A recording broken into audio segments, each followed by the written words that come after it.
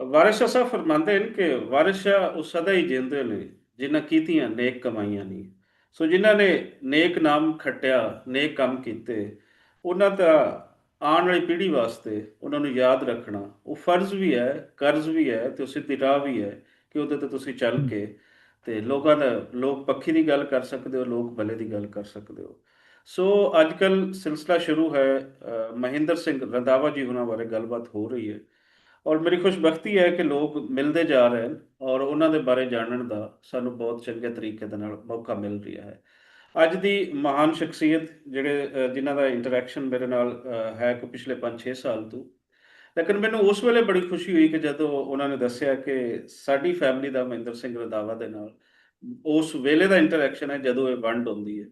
ਸੋ ਸਾਡੇ ਨਾਲ ਹਨ ਜੀ ਗੁਰਚਰਨ ਕੌਰ ਥਿੰਦ ਜੀ ਹੋਰੀ, ਇਹ ਕੈਲਗਰੀ ਕੈਨੇਡਾ ਤੋਂ ਹਨ। ਲੇਖਕ ਹਨ, ਇਹ ਰੇਡੀਓ ਪ੍ਰੈਜ਼ੈਂਟਰਸ ਹਨ ਔਰ ਐਂਕਰ ਪਰਸਨ ਹਨ।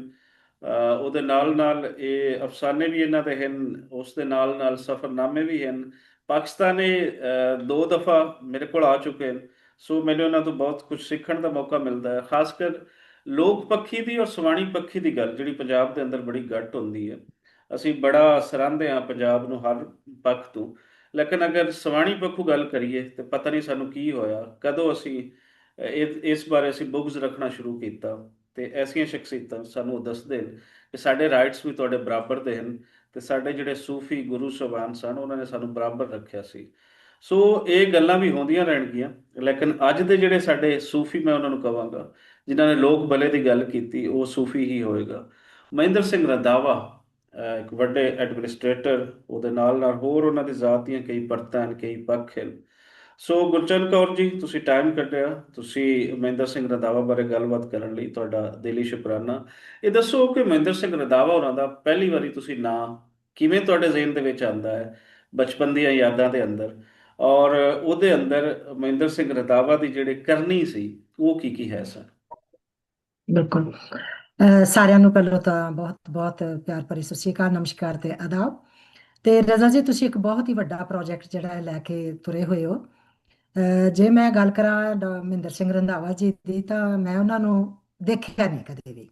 ਪਰ ਮੈਂ ਉਹਨਾਂ ਨੂੰ ਆਪਣੇ ਪਿਤਾ ਜੀ ਦੇ ਰਾਹੀਂ, ਆਪਣੇ ਜਿਨ੍ਹਾਂ ਨੂੰ ਅਸੀਂ ਪਾਪਾ ਜੀ ਕਹਿੰਦੇ ਸੀਗੇ, ਉਹਨਾਂ ਦੇ ਰਾਹੀਂ ਉਹਨਾਂ ਬਾਰੇ ਗੱਲਾਂ ਜਿਹੜੀਆਂ ਨੇ ਉਹ ਲਗਭਗ ਜਦੋਂ ਕੋ ਹੋਸ਼ ਸੰਭਾਲੀ ਤਾਂ ਘਰ ਦੇ ਵਿੱਚ ਅਕਸਰ ਉਹਨਾਂ ਦੀਆਂ ਗੱਲਾਂ ਹੁੰਦੀਆਂ ਰਹਿੰਦੀਆਂ ਸੀ। ਉਹਦਾ ਕਾਰਨ ਇਹ ਹੈ ਕਿ ਮੇਰਾ ਪਰਿਵਾਰ ਜਿਹੜਾ ਹੈ ਉਜਾੜਿਆਂ ਦਾ ਸ਼ਿਕਾਰ ਹੋਇਆ। 47 ਦੇ ਵਿੱਚ ਜਦੋਂ ਪੰਜਾਬ ਉਜੜਿਆ, ਮੈਂ ਕਦੇ ਵੀ ਨਹੀਂ ਕਿਹਾ ਕਿ ਦੇਸ਼ ਉਜੜਿਆ ਜਾਂ ਕੋਈ ਆਜ਼ਾਦੀ ਵਾਲੀ ਗੱਲ ਆਈ ਹੈ। ਪੰਜਾਬ ਜਿਹੜਾ ਹੈ ਜਦੋਂ ਦੋ ਹਿੱਸਿਆਂ 'ਚ ਵੰਡਿਆ ਗਿਆ ਤਾਂ ਉਸ ਵੇਲੇ ਲੱਖਾਂ ਹੀ ਲੋਕ ਜਿਹੜੇ ਨੇ ਉਹ ਇਹਦਾ ਸ਼ਿਕਾਰ ਹੋਏ। ਦੋਨੋਂ ਪਾਸਿਓਂ ਜਿਹੜੀ ਭਗਦੜ ਹੋਈ ਸੀਗੀ, ਉਸ ਭਗਦੜ ਨੇ ਲੋਕਾਂ ਨੂੰ ਘਰੋਂ ਬੇਘਰ ਕਰ ਦਿੱਤਾ। ਤੇ ਉਸੇ ਤਰ੍ਹਾਂ ਹੀ ਮੇਰਾ ਪਰਿਵਾਰ ਜਿਹੜਾ ਹੈ ਉਹ ਵੀ ਪਾਕਿਸਤਾਨ ਦੇ ਵਿੱਚੋਂ ਲਾਹੌਰ ਦੇ ਨੇੜੇ ਜਿਹੜਾ ਲੈਲਪੁਰ ਹੈ, ਜਿਹਨੂੰ ਅੱਜ ਕੱਲ੍ਹ ਫੈਸਲਾਬਾਦ ਕਹਿੰਦੇ ਨੇ, ਉੱਥੇ ਗੱਟੀ ਪਿੰਡ ਦੇ ਵਿੱਚੋਂ ਉੱਜੜ ਕੇ ਤੇ ਇਹ ਮੁੜ ਆਪਣੀਆਂ ਉਹਨਾਂ ਜੜ੍ਹਾਂ ਵੱਲ ਮੁੜਿਆ ਜਿੱਥੋਂ ਕਦੇ ਮੇਰੇ ਨਕੜ ਦਾਦਾ ਜਿਹੜੇ ਸੀਗੇ ਉਹ ਉੱਥੇ ਬਾਹਰ ਜਦੋਂ ਵਸੀ ਅਤੇ ਉੱਥੇ ਗਏ ਸੀਗੇ। ਹੂੰ। ਸੋ ਇਸ ਪਰਿਵਾਰ ਦੇ ਵਿੱਚ ਅੱਖਾਂ ਤੇ ਮੈਂ ਬੇਸ਼ੱਕ ਉਦੋਂ ਹੀ ਖੋਲ੍ਹੀਆਂ ਨੇ ਜਦੋਂ ਸਾਰਾ ਕੁਝ ਲਗਭਗ ਠੀਕ ਹੋਣ ਲੱਗ ਪਿਆ ਸੀ। ਪਰ ਜਿਵੇਂ ਕਿ ਮੇਰਾ ਸੁਭਾਅ ਹੈ ਨਿੱਕੀਆਂ ਨਿੱਕੀਆਂ ਗੱਲਾਂ ਨੂੰ ਸੁਣਨਾ ਤੇ ਉਹਨਾਂ ਨੂੰ ਜ਼ਿਹਨ ਦੇ ਵਿੱਚ ਰੱਖ ਲੈਣਾ, ਉਹ ਚੀਜ਼ਾਂ ਮੈਂ ਬਚਪਨ ਤੋਂ ਹੀ ਜ਼ਰੂਰ ਸੁਣੀਆਂ ਹੋਈਆਂ ਨੇ। ਤੇ ਫਿਰ ਉਸ ਤੋਂ ਬਾਅਦ ਮੇਰੇ ਪਿਤਾ ਜੀ ਨੇ ਮੇਰੀ ਜੀਵਨ ਦੀਆਂ ਯਾਦਾਂ, ਇਹ ਉਹਨਾਂ ਨੇ ਆਪਣੀ ਆਟੋਬਾਇਓਗ੍ਰਾਫੀ ਸਵੈ ਜੀਵਨੀ ਲਿਖੀ। ਤੇ ਜਿਹਦੇ ਵਿੱਚ ਜਦੋਂ ਮੈਂ ਉਹ ਕਿਤਾਬ ਛਪਵਾਈ, ਸੰਪਾਦਨ ਕੀਤੀ, ਤਾਂ ਉਹ ਦੁਬਾਰਾ ਬਹੁਤ ਕੁਝ ਮੈਨੂੰ ਪੜ੍ਹਨ ਨੂੰ ਮਿਲਿਆ ਜਿਹੜਾ ਕਿ ਗੱਲਾਂ ਬਾਤਾਂ ਰਾਹੀਂ ਸ਼ਾਇਦ ਮੈਂ ਕਦੇ ਬਹੁਤਾ ਨਹੀਂ ਸੁਣਿਆ ਸੀਗਾ। ਹੂੰ। ਸੋ ਉਸ ਤੋਂ ਮੈਨੂੰ ਲੱਗਦਾ ਹੈ ਕਿ ਮੈਂ ਉਹਨਾਂ ਨੂੰ ਪੜ੍ਹਨ, ਉਹਨਾਂ ਦਾ ਲਿਖਿਆ ਹੋਇਆ ਪੜ੍ਹ ਕੇ ਤੇ ਉਸ ਤੋਂ ਇਲਾਵਾ ਉਹਨਾਂ ਦੀਆਂ ਗੱਲਾਂ ਸੁਣ ਕੇ ਤੇ ਮਹਿੰਦਰ ਸਿੰਘ ਰੰਧਾਵਾ ਨੂੰ ਅੱਖੀਂ ਵੇਖ ਲਿਆ। ਸੋ ਉਹ ਤੁਸੀਂ ਮੈਂ ਥੋੜਾ ਉਹਦੀ ਇੱਕ ਅਗਰ ਘਟਨਾ ਤੁਹਾਡਾ। ਤੁਸੀਂ ਥੋੜਾ ਅਗਰ ਆਪਣੇ ਫਾਦਰ ਬਾਰੇ ਥੋੜਾ ਅਗਰ ਦੱਸਦੇ ਜਾਓ ਸਾਨੂੰ, ਕਿ ਜ਼ਰੂਰ। ਕਿੱਥੇ ਸਨ, ਇੱਥੇ ਕਿੰਨੀ ਜ਼ਮੀਨ ਸੀ, ਇੱਥੇ ਫਿਰ ਹਾਂ, ਅੱਗੇ ਕਿੱਥੇ ਗਏ, ਕਿੱਥੇ ਜਾ ਕੇ ਵਸੇ, ਤਾਂ ਕਿ ਕੋਈ ਹੋਰ ਬਿਲਕੁਲ। ਸੁਣਨ ਵਾਲਾ ਉਸ ਦੇ ਅੰਦਰ ਉਹਦਾ ਕਨੈਕਸ਼ਨ ਬਣਦਾ ਹੈ, ਉਹਦੇ ਵਾਸਤੇ ਫਾਇਦਾ ਹੋ ਜਾਏਗਾ ਉਹਨੂੰ। ਸ਼ੋਰ ਸ਼ੋਰ। ਮੇਰੇ ਪਿਤਾ ਜੀ, ਜਿਵੇਂ ਮੈਂ ਦੱਸਿਆ ਕਿ ਗੱਟੀ ਪਿੰਡ ਦੇ ਸਨ ਤੇ ਉੱਥੇ ਮੇਰੇ ਦਾਦਾ ਹੀ ਨੰਬਰਦਾਰ ਸੀਗੇ। ਤੇ ਉਹਨਾਂ ਦੇ ਕੋਲ ਜਿਵੇਂ ਨਾਮ ਕਿ ਦੱਸਦੇ ਜਾਓ, ਉੱਥੇ ਨਾਮ ਦੱਸਦੇ ਜਾਓ ਜੀ। ਹਾਂ, ਸਰਦਾਰ ਠਾਕਰ ਸਿੰਘ ਜੀ। ਮੇਰੇ ਦਾਦਾ ਜੀ ਸੀਗੇ ਤੇ ਉਹਨਾਂ ਦੇ ਗਾਂ ਪਿਤਾ ਜੀ ਜਿਹੜੇ ਸਰਦਾਰ ਵਸਾਵਾ ਸਿੰਘ ਸੀਗੇ। ਸੋ ਉਸ ਤੋਂ ਉੱਪਰ ਜਿਹੜੇ ਸੀ ਸਰਦਾਰ ਨਿਹਾਲ ਸਿੰਘ ਸੀ। ਸੋ ਮੇਰੇ ਪਿਤਾ ਜੀ ਹੁਣੀ ਪੰਜ ਭਰਾ ਤੇ ਦੋ ਭੈਣਾਂ ਸਨ। ਤੇ ਉਹਨਾਂ ਦੇ ਵਿੱਚੋਂ ਮੇਰੇ ਪਿਤਾ ਜੀ ਜਿਹੜੇ ਸੀਗੇ ਉਹ ਤੀਜੇ ਨੰਬਰ ਤੇ, ਮਤਲਬ ਵੱਡੇ ਤਾਇਆ ਜੀ, ਫਿਰ ਉਦੋਂ ਤਾਇਆ ਜੀ, ਤੇ ਫਿਰ ਮੇਰੇ ਪਿਤਾ ਜੀ। ਸੋ ਇਹ ਕਹਿ ਲਓ ਕਿ ਮੇਰੇ ਦਾਦਾ ਜੀ ਜਿਹੜੇ ਸੀਗੇ ਉੱਥੇ ਨੰਬਰਦਾਰ ਸੀ, ਤੇ ਜਿਵੇਂ ਕਿ ਉਦੋਂ ਅੰਗਰੇਜ਼ ਖੁੱਲੇ ਗੱਫੇ ਦਿੰਦਾ ਸੀ ਨੰਬਰਦਾਰਾਂ ਨੂੰ, ਤੇ ਉਹਨਾਂ ਨੂੰ ਇੱਕ ਮੁਰੱਬਾ ਜਿਹੜਾ ਵਾ ਉਹ ਨੰਬਰਦਾਰੀ ਦਾ ਮਿਲਿਆ ਹੋਇਆ ਸੀ। ਘੋੜੀ ਹੂੰ। ਸੀ, ਘੋੜੀ ਦਾ ਵੀ ਮੈਨੂੰ ਲੱਗਦਾ ਕਿ ਕੁਛ ਨਾ ਕੁਛ ਤਾਂ ਦਿੱਤਾ ਹੀ ਹੁੰਦਾ ਸੀ, ਪੈਲੀਆਂ। ਬਾਕੀ ਆਪਣੀ ਜ਼ਮੀਨ ਜਿਹੜੀ ਸੀ ਕਰੀਬ ਉਹਨਾਂ ਦੀ 1.5 ਮੁਰੱਬਾ ਸੀਗੀ। ਠੀਕ। ਠੀਕ ਹੈ। ਸੋ ਬੜੇ ਰੰਗੀ ਵਸਦੇ ਸੀ ਉੱਥੇ। ਤਾਂ ਉਹਨਾਂ ਜਦੋਂ ਵੀ ਪਾਪਾ ਹੀ ਗੱਲ ਕਰਦੇ ਸੀ, ਜਾਂ ਮੇਰੇ ਮਦਰ ਕਰਦੇ ਸੀ, ਜਾਂ ਮੇਰੀ ਦਾਦੀ ਕਰਦੀ ਸੀ, ਤਾਂ ਉਹ ਅਕਸਰ ਮੈਨੂੰ ਉਹਨਾਂ ਦੀਆਂ ਗੱਲਾਂ ਸੁਣ ਕੇ ਐਂ ਲੱਗਦਾ ਹੁੰਦਾ ਸੀ ਵੀ ਜਿਵੇਂ ਸ਼ਾਹੀ ਜੀਵਨ ਬਤੀਤ ਕਰਦੇ ਸੀਗੇ ਹੂੰ। ਉਹਨਾਂ ਹਾਲਾਤਾਂ ਦੇ ਵਿੱਚ। ਤੇ ਮੇਰੇ ਪਿਤਾ ਜੀ ਉੱਥੇ ਜਦੋਂ ਕਹਿ ਲਓ ਕਿ ਇਹਨਾਂ ਨੇ ਪੜ੍ਹਾਈ ਕੀਤੀ ਹੈ, ਪਿੰਡ ਦੇ ਪ੍ਰਾਇਮਰੀ ਸਕੂਲ ਤੋਂ ਕੀਤੀ ਹੈ, ਫਿਰ ਇਹਨਾਂ ਨੇ ਐਫਐਸਸੀ ਜਿਹੜੀ ਹੈ ਉਹਦੇ ਵਾਸਤੇ ਇਹ ਅੰਮ੍ਰਿਤਸਰ ਆਏ। ਅੰਮ੍ਰਿਤਸਰ ਇਹਨਾਂ ਨੇ ਐਫਐਸਸੀ ਕੀਤੀ, ਬੀਐਸਸੀ ਕੀਤੀ।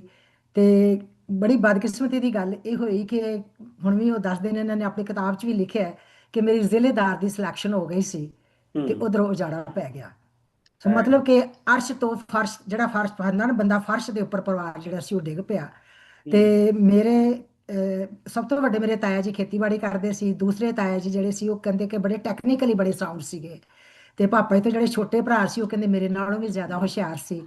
ਤੇ ਉਸ ਤੋਂ ਜਿਹੜੇ ਛੋਟੇ ਮੇਰੇ ਚਾਚਾ ਜੀ, ਉਹ ਹਜੇ ਮਤਲਬ ਉਹਨਾਂ ਦਾ ਵਿਆਹ ਨਹੀਂ ਸੀ ਹੋਇਆ। ਸੋ ਮਤਲਬ ਕਹਿਣ ਦਾ ਕਿ ਪਰਿਵਾਰ ਜਿਹੜਾ ਸੀਗਾ ਉਹ ਵਧੀਆ ਸੀ, ਸੋਹਣੇ ਢੰਗ ਨਾਲ ਸੀਗਾ।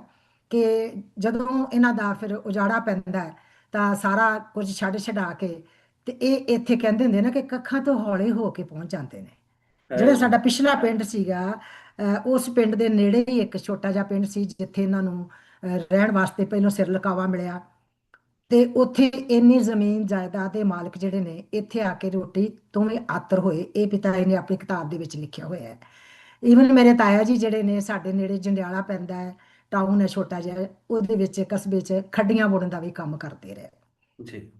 ਪਿਤਾ ਜੀ ਮੇਰੇ ਜਿਹੜੇ ਨੇ ਉਹ ਨੌਕਰੀ ਵਾਸਤੇ ਕਦੀ ਇੱਧਰ ਤੇ ਕਦੀ ਉੱਧਰ ਭਾਲ ਕਰਦੇ ਰਹੇ। ਬੀਐਸਸੀ ਉਸ ਵੇਲੇ ਦਾ ਜ਼ਿਲ੍ਹੇਦਾਰ ਸਿਲੈਕਟ ਹੋਇਆ ਜਿਹੜਾ ਬੰਦਾ ਹੈ, ਉਹ ਬੰਦਾ ਬਿਲਕੁਲ ਬੇਕਾਰ ਹੋਇਆ। ਪਰ ਚਲੋ ਮੈਂ ਗੱਲ ਅਗਾਂਹ ਕਰਾਂਗੀ ਕਿ ਇਸ ਅਸੀਂ ਕਿਉਂਕਿ ਜਦੋਂ ਮਹਿੰਦਰ ਸਿੰਘ ਰੰਧਾਵਾ ਦੀ ਗੱਲ ਕਰਦੇ ਹਾਂ, ਤੇ ਜਦੋਂ ਸਾਡੀ ਜ਼ਮੀਨਾਂ ਦੀ ਗੱਲ ਆਉਂਦੀ ਸੀ, ਤਾਂ ਮੇਰੇ ਦਾਦਾ ਜੀ ਵੀ, ਮੈਂ ਉਹਨਾਂ ਤੋਂ ਵੀ ਸੁਣਿਆ ਤੇ ਆਪਣੇ ਪਿਤਾ ਜੀ ਤੋਂ ਵੀ ਸੁਣਿਆ ਕਿ ਇਹ ਮਹਿੰਦਰ ਸਿੰਘ ਰੰਧਾਵਾ ਹੀ ਸਨ ਜਿਹੜੇ ਸਾਨੂੰ ਜ਼ਮੀਨਾਂ ਦੇ ਕੇ ਤੇ ਉਹਨਾਂ ਦਾ ਇਸਤੇਮਾਲ ਕਰਵਾ ਕੇ, ਤੇ ਮਤਲਬ ਕਿ ਕਹਿੰਦੇ ਨੇ ਕਿ ਉਹਨਾਂ ਨੂੰ ਇਕੱਠੀਆਂ ਕਰਕੇ ਦੇ ਗਏ।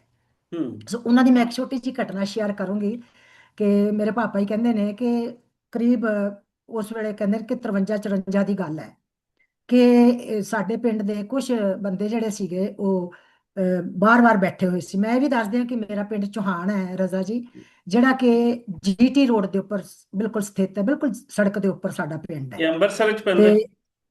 ਅੰਮ੍ਰਿਤਸਰ ਦੇ ਵਿੱਚ ਪੈਂਦਾ, ਜੀ। ਜੀਟੀ ਰੋਡ ਦੇ ਉੱਪਰ ਪਿੰਡ ਹੈ। ਤੇ ਇਹ ਜਿਹੜਾ ਪਿੰਡ ਚੋਹਾਨ ਹੈ, ਇਹ ਮੁਸਲਮਾਨ ਰਾਜਪੂਤਾਂ ਦਾ ਪਿੰਡ ਸੀ। ਹੂੰ।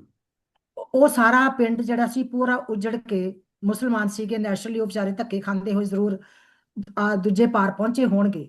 ਤੇ ਇਸ ਖਾਲੀ ਪਿੰਡ ਦੇ ਵਿੱਚ ਜਿਹੜੇ ਫਿਰ ਰਿਫਿਊਜੀ ਆਏ, ਕਿਉਂਕਿ ਰਿਫਿਊਜੀ ਪਰਿਵਾਰ ਬਣ ਕੇ ਗਏ ਸੀ, ਜੀ। ਤਾਂ ਉਹਨਾਂ ਨੂੰ ਪਹਿਲੋਂ ਇੱਕ ਗਹਿਰੀ ਮੰਡੀ 'ਚ ਠਹਿਰੇ। ਫਿਰ ਉਸ ਤੋਂ ਬਾਅਦ ਇੱਥੇ ਇੱਕ ਕਹਿੰਦੇ ਸਾਨੂੰ ਛੋਟਾ ਜਿਹਾ ਕਮਰਾ ਜਿਹੜਾ ਸੀਗਾ ਉਹ ਮਿਲ ਗਿਆ, ਜਿਹਦੇ ਵਿੱਚ ਐਡਾ ਵੱਡਾ ਪਰਿਵਾਰ ਜਿਹੜਾ ਸੀਗਾ ਉਹ ਸਮਾਇਆ। ਤਾਂ ਉਹ ਕਹਿੰਦੇ ਨੇ ਕਿ ਪਿੰਡ ਦੇ ਬਾਰ-ਬਾਰ ਉਸ ਵੇਲੇ ਜ਼ਮੀਨਾਂ ਦੀ ਰੀਹੈਬਿਲਿਟੇਸ਼ਨ ਚੱਲ ਰਹੀ ਸੀਗੀ, ਤੇ ਮਹਿੰਦਰ ਸਿੰਘ ਰੰਧਾਵਾ ਜਿਹੜੇ ਨੇ ਉਹ ਰੀਹੈਬਿਲਿਟੇਸ਼ਨ ਦਾ ਕੰਮ ਜਿਹੜਾ ਸੀ ਪੰਜਾਬ ਦੇ ਵਿੱਚ ਬਤੌਰ ਡਾਇਰੈਕਟਰ ਜਨਰਲ ਜਿਹੜਾ ਸੀ ਉਹ ਕਰ ਰਿਹਾ ਸੀ। ਉਹ ਹੂੰ। ਕਹਿੰਦੇ ਕਿ ਇੱਕ ਦਿਨ ਐਸੀ ਤਰ੍ਹਾਂ ਹੀ ਸੜਕ ਦੇ ਉੱਪਰ ਕੁਝ ਬੰਦੇ ਬੈਠੇ ਸੀ ਸਿਆਣੇ, ਤਾਂ ਇੱਕ ਕਾਰ ਆ ਕੇ ਕੋਲ ਖਲੋ ਗਈ। ਤਾਂ ਉਹਨਾਂ ਨੇ ਪੁੱਛਿਆ, ਉਹਨਾਂ ਨੂੰ ਉਤਰੇ ਬਾਹਰ ਤੇ ਕਹਿੰਦੇ ਵੀ ਤੁਸੀਂ ਮੈਨੂੰ ਪਛਾਣਿਆ ਸਰਦਾਰੋ? ਹੂੰ। ਤਾਂ ਉਹ ਕਹਿੰਦੇ ਵੀ ਨਹੀਂ ਪਛਾਣਿਆ, ਕਿਉਂਕਿ ਉਹ ਉਸ ਵੇਲੇ ਸਰਦਾਰ ਨਹੀਂ ਸੀਗੇ, ਉਹਨਾਂ ਦੇ ਸਿਰ ਤੇ ਹੈਟ ਸੀਗਾ, ਪੂਰੇ ਅੰਗਰੇਜ਼ ਲੱਗਦੇ ਸੀ, ਲੰਬੇ ਜੀ। ਉੱਚੇ। ਤਾਂ ਉਹਨਾਂ ਨੇ, ਉਹ ਕਹਿੰਦੇ ਨੇ, ਕਹਿੰਦੇ ਤੁਸੀਂ ਰੰਧਾਵੇ ਦਾ ਨਾਂ ਸੁਣਿਆ? ਤਾਂ ਉਹ ਕਹਿੰਦੇ ਵੀ ਹਾਂ, ਨਾਂ ਤਾਂ ਸੁਣਿਆ ਹੈ। ਕਹਿੰਦਾ ਮੈਂ ਰੰਧਾਵਾ ਆ। ਹੂੰ। ਸੋ ਉਹ ਫਿਰ ਉਸ ਵੇਲੇ ਪਿੰਡਾਂ ਦੇ ਉਹਨਾਂ ਦੇ ਕੋਲ ਬੈਠ ਕੇ ਬਜ਼ੁਰਗਾਂ ਦੇ ਨਾਲ, ਵੱਡਿਆਂ ਦੇ ਨਾਲ ਗੱਲਾਂ ਬਾਤਾਂ ਕਰ ਲਿਆ, ਜਿਨ੍ਹਾਂ 'ਚ ਮੇਰੇ ਦਾਦਾ ਜੀ ਵੀ ਸ਼ਾਮਲ ਫਿਰ ਬਾਅਦ ਦੇ ਵਿੱਚ ਹੋ ਗਏ। ਉਹਨਾਂ ਨੇ ਸਾਰਿਆਂ ਨੇ ਪਿੰਡ ਇਕੱਠੇ ਹੋ ਗਏ ਸਾਰੇ ਜਾਣੇ। ਤਾਂ ਫਿਰ ਕਹਿੰਦੇ ਨੇ ਰੰਧਾਵਾ ਸਾਹਿਬ ਨੇ ਕਿਹਾ, ਕਹਿੰਦੇ ਵੀ ਤੁਸੀਂ ਬਾਹਰ ਤੋਂ ਉੱਜੜ ਕੇ ਆਏ ਹੋ, ਤੇ ਤੁਸੀਂ ਬੜੇ ਖੁੱਲੇ ਡੁੱਲੇ ਘਰਾਂ ਦੇ ਵਿੱਚ, ਪਿੰਡਾਂ ਦੇ ਵਿੱਚੋਂ ਆਏ ਹੋ ਜਿੱਥੇ ਤੁਹਾਡੇ ਗੱਡੇ ਘਰ ਤੱਕ ਜਾਂਦੇ ਸੀਗੇ। ਤੇ ਇਹ ਪਿੰਡ ਜਿਹੜਾ ਸੀ, ਇਹਦੀਆਂ ਗਲੀਆਂ ਬਹੁਤ ਛੋਟੀਆਂ ਨੇ। ਮੇਰੇ ਪਾਪਾ ਜੀ ਨੇ ਆਪਣੀ ਕਿਤਾਬ 'ਚ ਲਿਖਿਆ ਹੈ ਕਿ ਜੇ ਇੱਕ ਜਣਾ ਪੰਡ ਲੈ ਕੇ ਜਾਂਦਾ ਸੀ ਸਿਰ ਤੇ ਦੂਜਾ ਬੰਦਾ ਜਿਹੜਾ ਸੀ ਪੰਡ ਲੈ ਕੇ ਕੋਲੋਂ ਦੀ ਲੰਘ ਨਹੀਂ ਸਕਦਾ ਸੀ। ਹੂੰ। ਜੇ ਇੱਕ ਮੱਝ ਲੰਘਦੀ ਸੀ ਤਾਂ ਦੂਜੇ ਬੰਦੇ ਨੂੰ ਘਰ ਦੇ ਕਿਸੇ ਨੁੱਕਰ ਦੇ ਵਿੱਚ ਖੜੇ ਹੋਣਾ ਪੈਂਦਾ ਸੀ ਤਾਂ ਦਰਵਾਜ਼ੇ ਚੋਂ ਲੰਘ ਜਾਂਦੇ ਸੀ। ਸੋ ਬਹੁਤ ਛੋਟੀਆਂ ਗਲੀਆਂ ਵਾਲਾ ਸੀ। ਤਾਂ ਰੰਧਾਵਾ, ਮਹਿੰਦਰ ਸਿੰਘ ਰੰਧਾਵਾ ਨੇ ਕਿਹਾ ਕਿ ਆਪਾਂ ਹਜੇ, ਤੁਸੀਂ ਚੰਗੀ ਤਰ੍ਹਾਂ ਸੈੱਟ ਤਾਂ ਹੋਏ ਨਹੀਂ, ਘਰ ਵੀ ਹੈਗੇ ਖੁੱਲੇ ਅੰਮ੍ਰਿਤਸੇ ਬਣੇ ਨਹੀਂ ਹੈ, ਤੇ ਆਪਾਂ ਇੰਝ ਕਰਦੇ ਆ ਕਿ ਤੁਹਾਡੇ ਪਿੰਡ ਨੂੰ ਮੈਂ ਮਾਡਲ ਗ੍ਰਾਮ ਸਕੀਮ 'ਚ ਲੈ ਆਉਣਾ। ਠੀਕ। 1000 ਰੁਪਏ ਗ੍ਰਾਂਟ ਸੀਗੀ। 1000 ਰੁਪਏ ਦੀ ਕਹਿੰਦਾ ਗ੍ਰਾਂਟ ਹੈ ਮੇਰੇ ਕੋਲ, ਤੇ ਮੈਂ ਤੁਹਾਡਾ ਪਿੰਡ ਮਾਡਲ ਗ੍ਰਾਮ ਬਣਾ ਦਿੰਦਾ। ਤੇ ਉਹ ਪਿੰਡ ਵਾਲੇ ਸਾਰੇ ਕਹਿੰਦੇ ਵੀ ਠੀਕ ਹੈ, ਕਿਉਂਕਿ ਪਹਿਲਾਂ ਖੁੱਲੇ ਡੁੱਲੇ ਘਰਾਂ ਚੋਂ ਆਏ ਹੋਏ ਸੀਗੇ, ਪਿੰਡਾਂ ਗਲੀਆਂ ਚੋਂ ਬਾਜ਼ਾਰਾਂ ਚੋਂ। ਜੀ। ਤੇ ਪਾਪਾ ਜੀ ਨੇ ਲਿਖਿਆ ਹੈ ਕਿ ਉਹਨਾਂ ਨੇ ਫਿਰ ਮੰਗਵਾ ਕੇ ਮਸ਼ੀਨ, ਤੇ ਜਿਹੜੇ ਘਰ ਸੀਗੇ, ਹਾਲਾਂਕਿ ਕਹਿੰਦੇ ਕੱਚੇ ਕੁੱਲੇ ਵੀ ਕਈਆਂ ਦੇ ਟੱਠੇ, ਪਰ ਲੋਕਾਂ ਨੇ ਬੜੀ ਖੁਸ਼ੀ ਖੁਸ਼ੀ ਪ੍ਰਵਾਨ ਕੀਤਾ, ਤੇ ਇਹ ਸਾਡਾ ਪਿੰਡ ਜਿਹੜਾ ਹੈ, ਇਹ ਫਿਰ ਮਾਡਲ ਗ੍ਰਾਮ ਸਕੀਮ 'ਚ ਆ ਗਿਆ। ਤੇ ਰਜ਼ਾ, ਮੈਂ ਤੁਹਾਨੂੰ ਦੱਸ ਦਵਾਂ ਕਿ ਮੈਂ ਗਵਰਨਮੈਂਟ ਕਾਲਜ ਪੜ੍ਹਦੀ ਸਾਂ, ਤਾਂ ਪਿੰਡ ਦੇ ਵਿੱਚੋਂ ਗਈ ਬਿਲਕੁਲ ਹੀ, ਤਾਂ ਅਸੀਂ ਕਹਿਣਾ ਸਾਡਾ ਬਾਜ਼ਾਰ ਹੈ ਨਾ, ਸਾਡਾ ਬਾਜ਼ਾਰ। ਤਾਂ ਉਹ ਸਾਰੀਆਂ ਕਹਿੰਦੀਆਂ ਵੀ ਤੁਹਾਡੇ ਪਿੰਡ 'ਚ ਤੁਹਾਡੇ ਬਾਜ਼ਾਰ ਹੈਗੇ ਨੇ।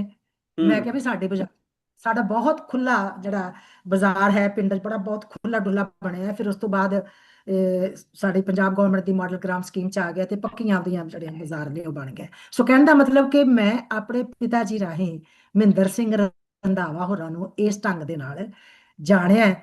ਤੇ ਇਸ ਤੋਂ ਹੁਣ ਤੁਸੀਂ ਅਗਲੀ ਗੱਲ ਕਰੋ। ਅੱਛਾ, ਉਹਨਾਂ ਦਾ ਇੱਕ ਖਾਸ ਜਿਹੜਾ ਰੋਲ, ਜ਼ਹਿਰੀ ਗੱਲ ਹੈ ਕਿ ਸ਼ੁਰੂ ਤੋਂ ਹੀ ਤੁਹਾਡੇ ਪਿਤਾ ਜੀ ਨਾਲ ਉਹਨਾਂ ਦੀ ਮੁਲਾਕਾਤ ਹੋਈ। ਜਿਹੜੀ ਜ਼ਮੀਨਾਂ ਦੀ ਹਾਂ ਅਲਾਟਮੈਂਟ ਸੀ, ਉਹ ਕਿਵੇਂ ਕਰ ਜੀ। ਰਹੇ ਸਨ ਉਹਦੇ ਅੰਦਰ? ਉਹ ਦੱਸਦੇ ਨੇ ਕਿ ਲੋਕਾਂ ਦੇ ਜਦੋਂ ਜਾਂਦੇ ਸਨ ਤੇ ਕੋਈ ਮੰਜੀ ਪਈ ਹੈ ਤੇ ਉਹਨਾਂ ਦੇ ਨਾਲ ਉਹ ਪਾਬੰਦੀ ਸੰਬੰਧੀ ਉਹ ਵੀ ਬਹਿ ਜਾਂਦੇ ਸਨ। ਕੋਈ ਬਹੁਤ ਵੱਡੇ ਬਿਲਕੁਲ ਐਡਮਿਨਿਸਟ੍ਰੇਟਰ ਵਾਲਾ ਉਹਨਾਂ ਦਾ ਜ਼ਿਹਨ ਹੀ ਨਹੀਂ ਸਨ। ਆਮ ਲੋਕਾਂ ਦੇ ਨਾਲ ਆਮ ਲੋਕ ਹੋ ਜਾਂਦੇ ਸਨ। ਉਹ ਤੁਹਾਡੇ ਫਾਦਰ ਨੇ ਕੁਝ ਤੁਹਾਨੂੰ ਦੱਸਿਆ ਹੋਵੇ, ਕੁਝ ਲਿਖਿਆ ਹੋਵੇ, ਔਰ ਫਿਰ ਜ਼ਹਿਰੀ ਗੱਲ ਹਮ, ਜਿਵੇਂ ਤੁਸੀਂ ਦੱਸ ਰਹੇ ਹੋ ਕਿ ਉਹਨਾਂ ਨੇ ਅਗਰ ਇਹ ਪਾਰਟੀਸ਼ਨ ਨਾ ਹੁੰਦੀ ਤਾਂ ਜ਼ਿਲ੍ਹਾਦਾਰ ਬਣ ਜਾਣਾ ਸੀ। ਉਹ ਵੀ ਪੜ੍ਹੇ ਲਿਖੇ ਜੀ। ਸ਼ਖਸ ਸਨ, ਰੰਧਾਵਾ ਸਾਹਿਬ ਵੀ ਪੜ੍ਹੇ ਲਿਖੇ ਸ਼ਖਸ ਸਨ। ਇਹਨਾਂ ਦਾ ਫਿਰ ਜਦੋਂ ਇੱਕ ਦੂਸਰੇ ਨਾਲ ਮਿਲਣੀ ਹੋਈ ਹੋਏਗੀ, ਜ਼ਹਿਰੀ ਜੀ ਗੱਲ ਹੈ, ਕੋਈ ਐਸੀ ਡਿਸਕਸ਼ਨਸ, ਕੁਝ ਐਸੇ ਲੋਕਾਂ ਦੇ ਲੋਕ ਭਲੇ ਦੀ ਗੱਲ, ਉਹ ਕਿ ਅਗਰ ਕੋਈ ਪਿੰਡ ਦੀ, ਕੋਈ ਆਸੇ-ਪਾਸੇ ਦੀ, ਉਹ ਕੋਈ ਸਾਨੂੰ ਦੱਸ ਪਾਓ। ਹਾਂ ਨਹੀਂ, ਇਹ ਤਾਂ ਨਹੀਂ, ਖੈਰ ਉਹਨਾਂ ਨੇ ਕਦੇ ਜ਼ਿਕਰ ਕੀਤਾ ਕਿ ਉਹ ਰੰਧਾਵਾ ਸਾਹਿਬ ਨੂੰ ਸਿੱਧੇ ਮਿਲੇ ਹੋਣ, ਕਿਉਂਕਿ ਮੇਰੇ ਦਾਦਾ ਜੀ ਹੀ ਉਸ ਵੇਲੇ ਕਹਿੰਦੇ ਹੁੰਦੇ ਨੇ ਵੀ ਕਰਤਾ ਧਰਤਾ ਸੀਗੇ ਪਿੰਡ ਦੇ ਵਿੱਚ ਵੀ, ਤੇ ਸਾਰੇ ਉਹਨਾਂ ਦੇ ਨਾਲ ਉਹਨਾਂ ਦੀਆਂ ਮੁਲਾਕਾਤਾਂ ਜ਼ਰੂਰ ਹੋਈਆਂ ਹੋਣਗੀਆਂ। ਹੂੰ। ਪਰ ਇਹ ਜ਼ਰੂਰ ਹੈਗਾ ਹੈ ਕਿ ਜਿਹੜਾ ਰੀਹੈਬਿਲਿਟੇਸ਼ਨ ਵਾਲਾ ਸੀਗਾ ਕੰਮ, ਉਹ ਰੰਧਾਵਾ ਸਾਹਿਬ ਨੇ ਪੰਜਾਬ ਲਈ ਉਹ ਇੱਕ ਵਰਦਾਨ ਬਣ ਕੇ ਪੌੜੇ ਸੀ। ਹੂੰ। ਤੇ ਜਿਹੜੀਆਂ ਜ਼ਮੀਨਾਂ ਨੇ ਉਹ ਕਿਸ ਢੰਗ ਨਾਲ ਅਲਾਟ ਹੋਈਆਂ, ਇਹ ਮੇਰੇ ਪਿਤਾ ਜੀ ਦੀ ਕਿਤਾਬ ਹੈ, ਮੇਰੇ ਜੀਵਨ ਦੀਆਂ ਯਾਦਾਂ।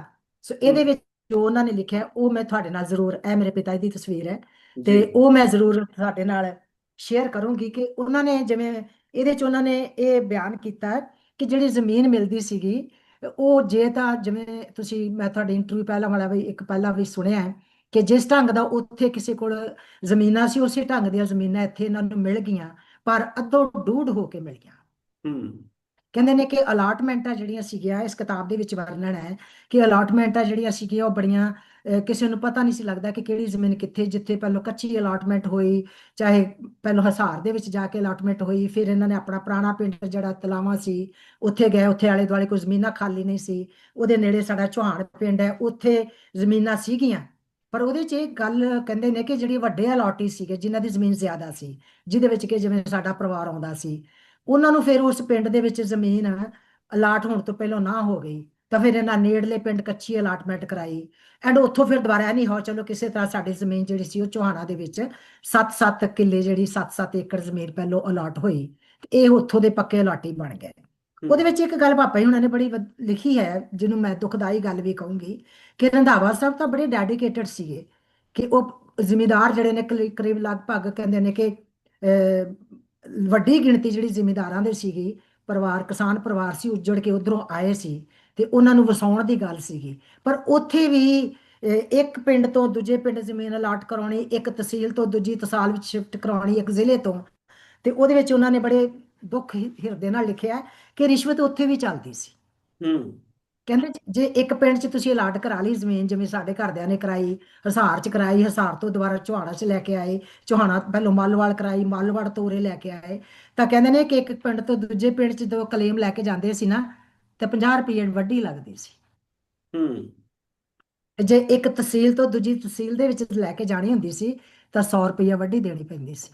ਹੂੰ। ਤੇ ਜੇ ਜ਼ਿਲ੍ਹੇ ਦੇ ਵਿੱਚੋਂ ਲੈ ਕੇ ਜਾਣੀ ਪੈਂਦੀ ਸੀ, ਇੱਕ ਜ਼ਿਲ੍ਹੇ ਤੋਂ ਦੂਜੇ ਜ਼ਿਲ੍ਹੇ, ਜਿਵੇਂ ਹਿਸਾਰ ਤੋਂ ਸਾਡੇ, ਉਦੋਂ ਹਿਸਾਰ ਪੰਜਾਬ ਦੇ ਵਿੱਚ ਹੀ ਸੀਗਾ, ਹੁਣ ਜੀ। ਹਰਿਆਣੇ 'ਚ ਚਲੇ ਗਿਆ, ਹਾਂ। ਤਾਂ ਉਹ 200 ਰੁਪਇਆ ਲੱਗਦਾ ਸੀ।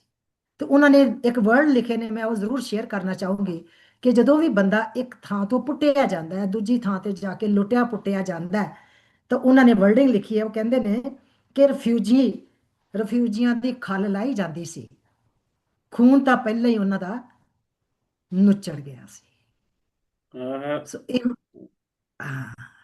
ਸੋ ਇਹੋ ਜਿਹੇ ਬੁਰੇ ਹਾਲਾਤਾਂ ਦੇ ਵਿੱਚ, ਜਦੋਂ ਕਿ ਇਹ ਕਹਿੰਦੇ ਨੇ ਕਿ ਜਦੋਂ ਅਸੀਂ ਪਾਕ ਉੱਥੋਂ ਤੁਰੇ ਆ, ਉਜਾੜਾ ਪਿਆ, ਆਪਣੇ ਗੱਡੇ ਲੈ ਕੇ ਤੁਰੇ ਨੇ, ਤਾਂ ਕਹਿੰਦੇ 1000 ਰੁਪਈਆ ਸੀਗਾ ਮੇਰੇ ਬਾਪੂ ਜੀ ਕੋਲ, ਦਾਦਾ ਜੀ ਕੋਲ। ਤੇ ਹੂੰ ਉਹ 1000 ਰੁਪਈਆ ਇਸ ਕਰਕੇ ਸੀ ਕਿ ਕਹਿੰਦੇ ਨੇ ਕਿ ਉਸ ਵੇਲੇ ਕਹਿੰਦੇ ਨੇ ਭਿਆਨਕ ਹਾਲਾਤ ਸੀਗੇ, ਤੇ ਅਫਗਾਨੀ ਬੰਦੂਕ ਖਰੀਦਣ ਲਈ ਲਿਆ ਹੋਇਆ ਸੀ, ਬਟ ਉਜਾੜਾ ਪਿਆ, ਤੇ ਉਹ 1000 ਰੁਪਈਆ ਹੀ ਲੈ ਕੇ ਉੱਥੇ ਪਹੁੰਚੇ ਨੇ। ਤੇ ਉਹਦੇ ਨਾਲ 1947 ਤੋਂ ਲੈ ਕੇ ਪਹਿਲੇ 4-5 ਸਾਲ ਜਿਹੜੇ ਨੇ ਬਿਲਕੁਲ ਹੀ ਬਦਹਾਲੀ ਦੇ ਵਿੱਚ ਕੱਟੇ ਨੇ। ਤੇ 53 ਦੇ ਵਿੱਚ ਫਿਰ ਰੀਹੈਬਿਲਿਟੇਸ਼ਨ ਜਿਹੜੀ ਹੈ ਉਹ ਸ਼ੁਰੂ ਹੁੰਦੀ ਹੈ। ਤਾਂ ਰੀਹੈਬਿਲਿਟੇਸ਼ਨ ਦੇ ਵਿੱਚ ਵੀ ਮੈਂ ਆਪਣੇ ਪਰਿਵਾਰ ਦਾ ਦੁਖਾਂਤ ਦੱਸਾਂਗੀ, ਬਾਕੀਆਂ ਦਾ ਤੇ ਮੈਨੂੰ ਬਹੁਤਾ ਨਹੀਂ ਪਤਾ, ਕਿ ਜਿਹੜੇ ਮੁਰੱਬਿਆਂ ਦੇ ਮਾਲਕ ਸੀਗੇ, ਉਹਨਾਂ ਨੂੰ ਉਹਨਾਂ ਨੇ ਦੱਸਿਆ ਹੈ ਕਿ ਕਹਿੰਦੇ ਨੇ ਕਿ ਸਾਡੀ ਜਿਹੜੀ ਜ਼ਮੀਨ ਹੈ ਉਹ ਇੱਥੇ ਆ ਕੇ ਸਿਰਫ 22 ਕਿੱਲੇ ਜ਼ਮੀਨ ਰਹਿ ਗਈ। ਹੂੰ 22 ਕਿੱਲੇ। ਪਹਿਲੋਂ ਕੁਛ ਤਾਂ ਜਿਵੇਂ ਉੱਥੋਂ ਦੀ ਹਿਸਾਬ, ਇੱਕ ਤਾਂ ਵੈਸੇ ਹੀ ਨੰਬਰਦਾਰੀ ਦਾ ਮਰਬਾ ਖਤਮ ਹੋ ਗਿਆ, ਹਾਂ ਜਿਹੜੇ ਆ ਉੱਥੇ ਕੁਛ ਦੋ ਜਗ੍ਹਾ ਤੇ ਜ਼ਮੀਨ ਖਰੀਦੀ ਸੀ, ਇੱਥੇ ਆ ਕੇ ਫਿਰ ਉਹਨਾਂ ਦਾ ਵੀ ABC ਗ੍ਰੇਡ, ਨਹਿਰੀ ਨੂਰੀ ਜੋ ਵੀ ਕੁਛ ਸੀ, ਬੜਾ ਲੰਬਾ ਚੌੜਾ ਸਿਲਸਿਲਾ ਹੈ।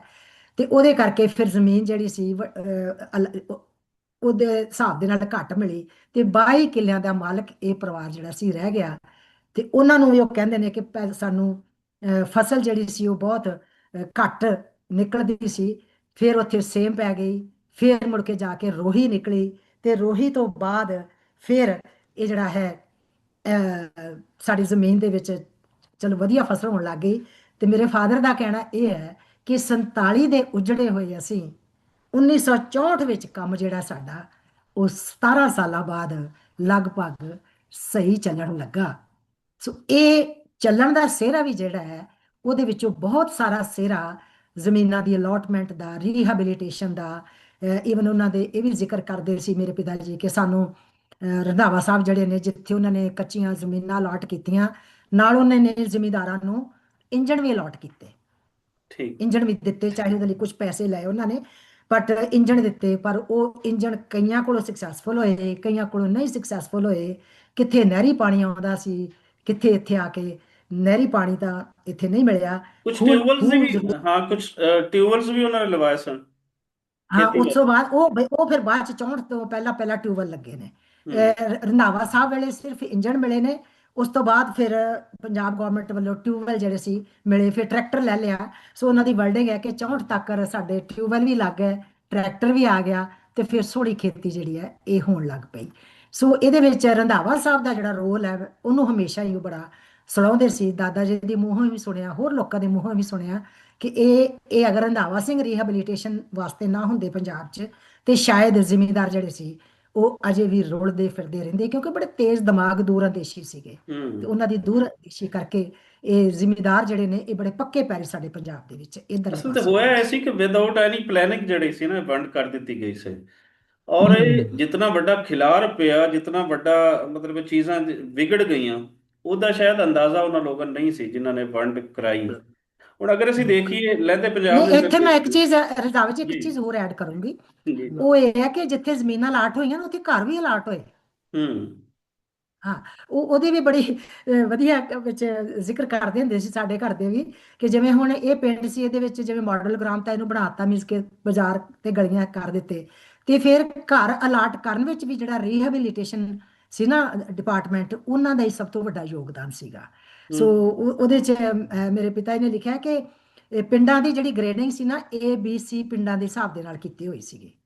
ਹੂੰ। ਜਿਹੜੇ ਉਧਰ ਪਿੰਡ A ਗ੍ਰੇਡ ਦੇ ਸੀ, ਉਹਨਾਂ ਉਹਨਾਂ ਲੋਕਾਂ ਨੂੰ ਇੱਧਰ ਵੀ A ਗ੍ਰੇਡ ਦੇ ਪਿੰਡਾਂ ਦੇ ਵਿੱਚ ਹੀ ਘਰ ਜਿਹੜੇ ਸੀ ਅਲਾਟ ਹੁੰਦੇ ਸੀਗੇ। ਗ੍ਰੇਡ ਤੇ ਮੀਨਸ ਜਿੰਨਾ ਕਿ ਖੁੱਲੀਆਂ ਗਲੀਆਂ, ਰੋਡ ਦੇ ਨੇੜੇ, ਕੋਈ ਇਸ ਤਰੀਕੇ ਹਾਂ ਦੇ ਵਿੱਚ। ਹਾਂ ਵੀ ਸੜਕ ਦੇ ਕਿਨਾਰੇ ਤੇ ਸਥਿਤ ਹੈ, ਇੰਟੀਰੀਅਰ 'ਚ ਜਾ ਕੇ ਸਥਿਤ ਹੈ, ਕਿ ਉਹ ਹੂੰ ਪਿੰਡ ਕਿੱਥੇ ਕਿਹੜਾ ਹੈਗਾ, ਉਸ ਪਿੰਡ ਦੇ ਵਿੱਚ ਕਿੰਨੇ ਕੁ ਵਧੀਆ ਘਰ ਹੈਗੇ ਨੇ, ਇਹ ਚੀਜ਼ਾਂ ਸੀਗੀਆਂ। ਇਹ ਸਾਰੀ ਸੋ ਪਲੈਨਿੰਗ ਇਹ ਰੰਧਾਵਾ ਸਾਹਿਬ ਦੀ ਸੀ, ਉਸ ਦੇ ਨਾਲ ਰੰਧਾਵਾ ਰਿਹੈਬਿਲਿਟੇਸ਼ਨ ਸਾਹਿਬ ਨੇ, ਡਿਪਾਰਟਮੈਂਟ ਹਾਂ, ਦੀ। ਬਿਲਕੁਲ ਦਰਜਾਬੰਦੀ ਕੀਤੀ ਹੋਈ ਸੀ ਪਿੰਡਾਂ ਦੀ।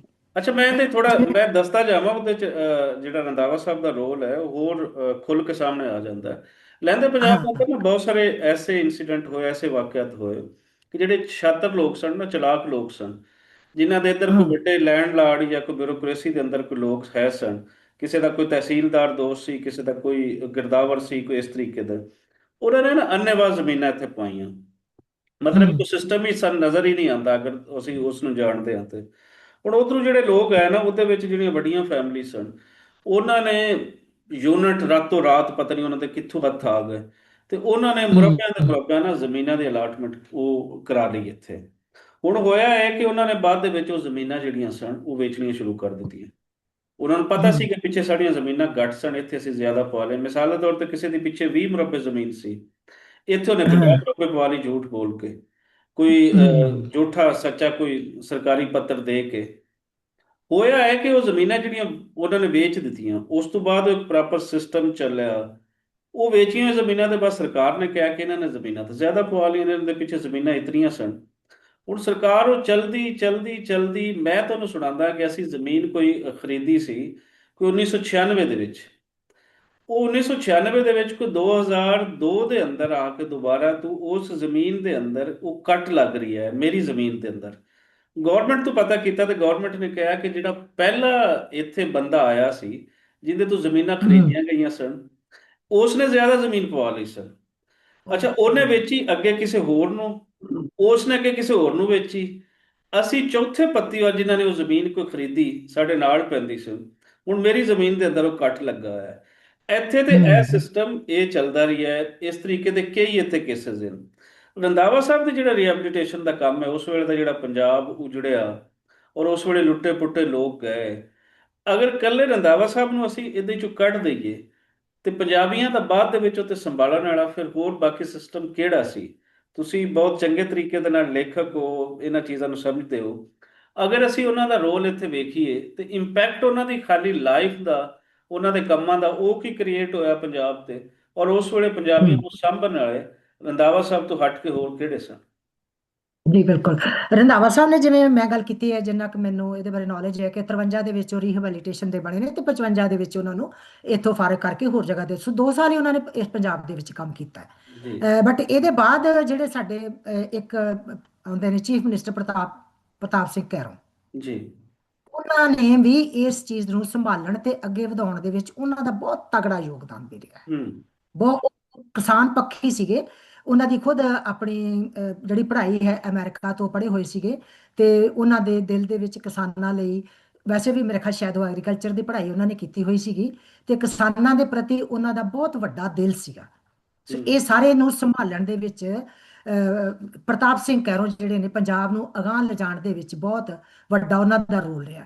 ਜਿਵੇਂ ਕਿ ਜਦ ਮੈਨੂੰ ਲੱਗਦਾ ਕਿ ਖੇਤੀਬਾੜੀ ਵਾਲੇ ਜਿਹੜੇ ਨੇ ਉਹ ਜ਼ਿਆਦਾ ਦੱਸ ਸਕਣਗੇ, ਕਿ ਜਿਹੜਾ ਗ੍ਰੀਨ ਰੈਵੋਲੂਸ਼ਨ ਜਦੋਂ ਵੀ ਆਇਆ ਹੈ, ਤਾਂ ਉਸ ਗ੍ਰੀਨ ਰੈਵੋਲੂਸ਼ਨ ਨੂੰ ਲਿਆਉਣ ਵਾਸਤੇ ਜਿੱਥੇ ਰੰਧਾਵਾ ਸਾਹਿਬ ਦਾ ਬੜਾ ਵੱਡਾ ਹੱਥ ਹੈ, ਕਿਉਂਕਿ ਉਸ ਵੇਲੇ ਉਹ ਸ਼ਾਇਦ ICR ਵਿੱਚ, ਮੇਰੇ ਖਿਆਲ, ਮੈਂ ਨਹੀਂ ਜ਼ਿਆਦਾ ਨਹੀਂ ਇਹਦੇ ਬਾਰੇ ਜਾਣਦੀ, ਪਰ ਉਹਨਾਂ ਨੇ ਜਿੱਥੇ ਉਹ ਰੋਲ ਸੀ, ਉੱਥੇ ਜਿਹੜੇ ਸਾਡੇ ਸੀਗੇ ਚੀਫ ਮਿਨਿਸਟਰ ਪ੍ਰਤਾਪ ਸਿੰਘ ਕੈਰੋਂ, ਹੂੰ। ਉਹਨਾਂ ਦਾ ਪੰਜਾਬ ਦੇ ਵਿੱਚ ਬੀਇੰਗ ਚੀਫ ਮਿਨਿਸਟਰ ਬਹੁਤ ਵੱਡਾ ਰੋਲ ਸੀਗਾ। ਕਿਸਾਨਾਂ ਨੂੰ ਵੱਧ ਤੋਂ ਵੱਧ ਸਹੂਲਤਾਂ ਦੇਣੀਆਂ, ਤੇ ਕਿਸਾਨਾਂ ਨੂੰ ਵੱਧ ਤੋਂ ਵੱਧ ਜਿਹੜਾ ਹੈ ਉਹਨਾਂ ਨੂੰ ਉਤਸ਼ਾਹਿਤ ਕਰਨਾ ਜਿਹੜਾ ਹੈ।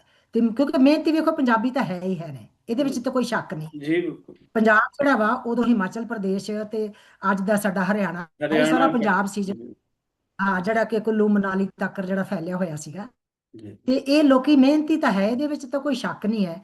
ਤੇ ਜੇ ਆਪਾਂ ਪੰਜਾਬੀਆਂ ਦੀ ਗੱਲ ਕਰਦੇ ਹਾਂ, ਤੇ ਉਜੜ ਕੇ ਆਏ ਨੇ, ਤਾਂ ਜਿਵੇਂ ਮੇਰੇ ਪਿਤਾ ਜੀ ਨੇ ਆਪਣੀ ਕਿਤਾਬ 'ਚ ਲਿਖਿਆ ਹੈ ਕਿ 64 ਦੇ ਵਿੱਚ ਕਹਿੰਦੇ ਅਸੀਂ ਬਹੁਤ ਵਧੀਆ ਜਾਣੀ ਹੋ ਗਿਆ, ਉਸ ਵੇਲੇ ਤੱਕ ਜਿਹੜਾ ਗ੍ਰੀਨ ਰੈਵੋਲੂਸ਼ਨ ਹੈ ਉਹਨੇ ਵੀ ਚੰਗੀਆਂ ਫਸਲਾਂ ਜਿਹੜੀਆਂ ਸੀ ਉਹ ਦੇਤੀਆਂ, ਜਿਨ੍ਹਾਂ ਦੀ ਮੈਂ ਖੁਦ ਅੱਖੀਂ ਗਵਾਹ ਹੈਗੀ ਹਾਂ। ਮੈਂ ਵੀ ਉਹਦੇ ਬਾਰੇ ਕੁਛ ਨਾ ਕੁਛ ਗੱਲਬਾਤ ਜਿਹੜੀ ਕਰ ਸਕਦੀ ਹੈ, ਕਿ ਮੈਂ ਆਪਣੇ ਘਰ ਦੇ ਵਿੱਚ ਵੇਖਿਆ ਕਿ ਮੈਂ ਉਸ ਵੇਲੇ 55 ਦਾ ਜਦੋਂ ਹੜ੍ਹ ਆਇਆ, ਮੈਨੂੰ ਬਹੁਤਾ ਨਹੀਂ ਚੇਤਾ, ਤੇ ਪਰ ਮੈਨੂੰ ਇੰਨਾ ਪਤਾ ਕਿ ਸਾਡੇ ਘਰਾਂ ਦੇ ਅੱਗੇ ਪਾਣੀ ਫਿਰਦਾ ਸੀ, ਸਾਡੀ ਬੈਠਕ ਕੱਚੀ ਸੀ।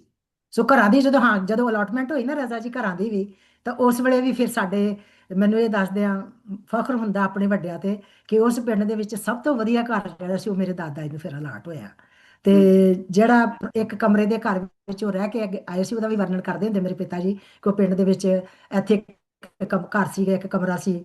ਤੇ ਪਹਿਲੇ ਸਾਲ ਕਹਿੰਦੇ ਬਾਜਰਾ ਬੜਾ ਹੋਇਆ, ਬਾਜਰੇ ਦੀ ਅਸੀਂ ਰੋਟੀਆਂ ਖਾ ਲਈਆਂ, ਤੇ ਜਿਹੜੇ ਟਾਂਡੇ ਬਚੇ ਸੀ ਉਹਦਾ ਅਸੀਂ ਛੰਨ ਪਾ ਲਈ। ਸੋ ਛੰਨਾਂ ਦੇ ਵਿੱਚ ਵੀ ਰਹਿਣ ਤੋਂ ਬਾਅਦ ਫਿਰ ਰੀਹੈਬਿਲਿਟੇਸ਼ਨ ਦੇ ਜਦੋਂ ਹੋਇਆ, ਤੇ ਇਹਨਾਂ ਨੂੰ ਬੜਾ ਅੱਛਾ ਘਰ ਜਿਹੜਾ ਸੀ ਉਹ ਮਿਲਿਆ। ਸੋ ਮੇਰਾ ਮਤਲਬ ਕਿ ਇੱਕ ਵਧੀਆ ਵਿਉਂਤਬੰਦੀ ਜਿਹੜੀ ਆ, ਉਹ ਚਾਹੇ ਸਾਡਾ ਚੀਫ ਮਿਨਿਸਟਰ ਕਰਦਾ ਹੈ, ਚਾਹੇ ਕੋਈ ਹੋਰ ਅਫਸਰ ਕਰਦਾ ਹੈ, ਉਹ ਬਿਲਕੁਲ। ਲੋਕਾਂ ਨੂੰ ਪੱਕੇ ਪੈਰੀ ਖੜੇ ਹੋਣ ਦੇ ਵਿੱਚ ਬਹੁਤ ਤਗੜੀ ਮਦਦ ਜਿਹੜੀ ਹੈ ਉਹ ਕਰਦਾ ਹੈ।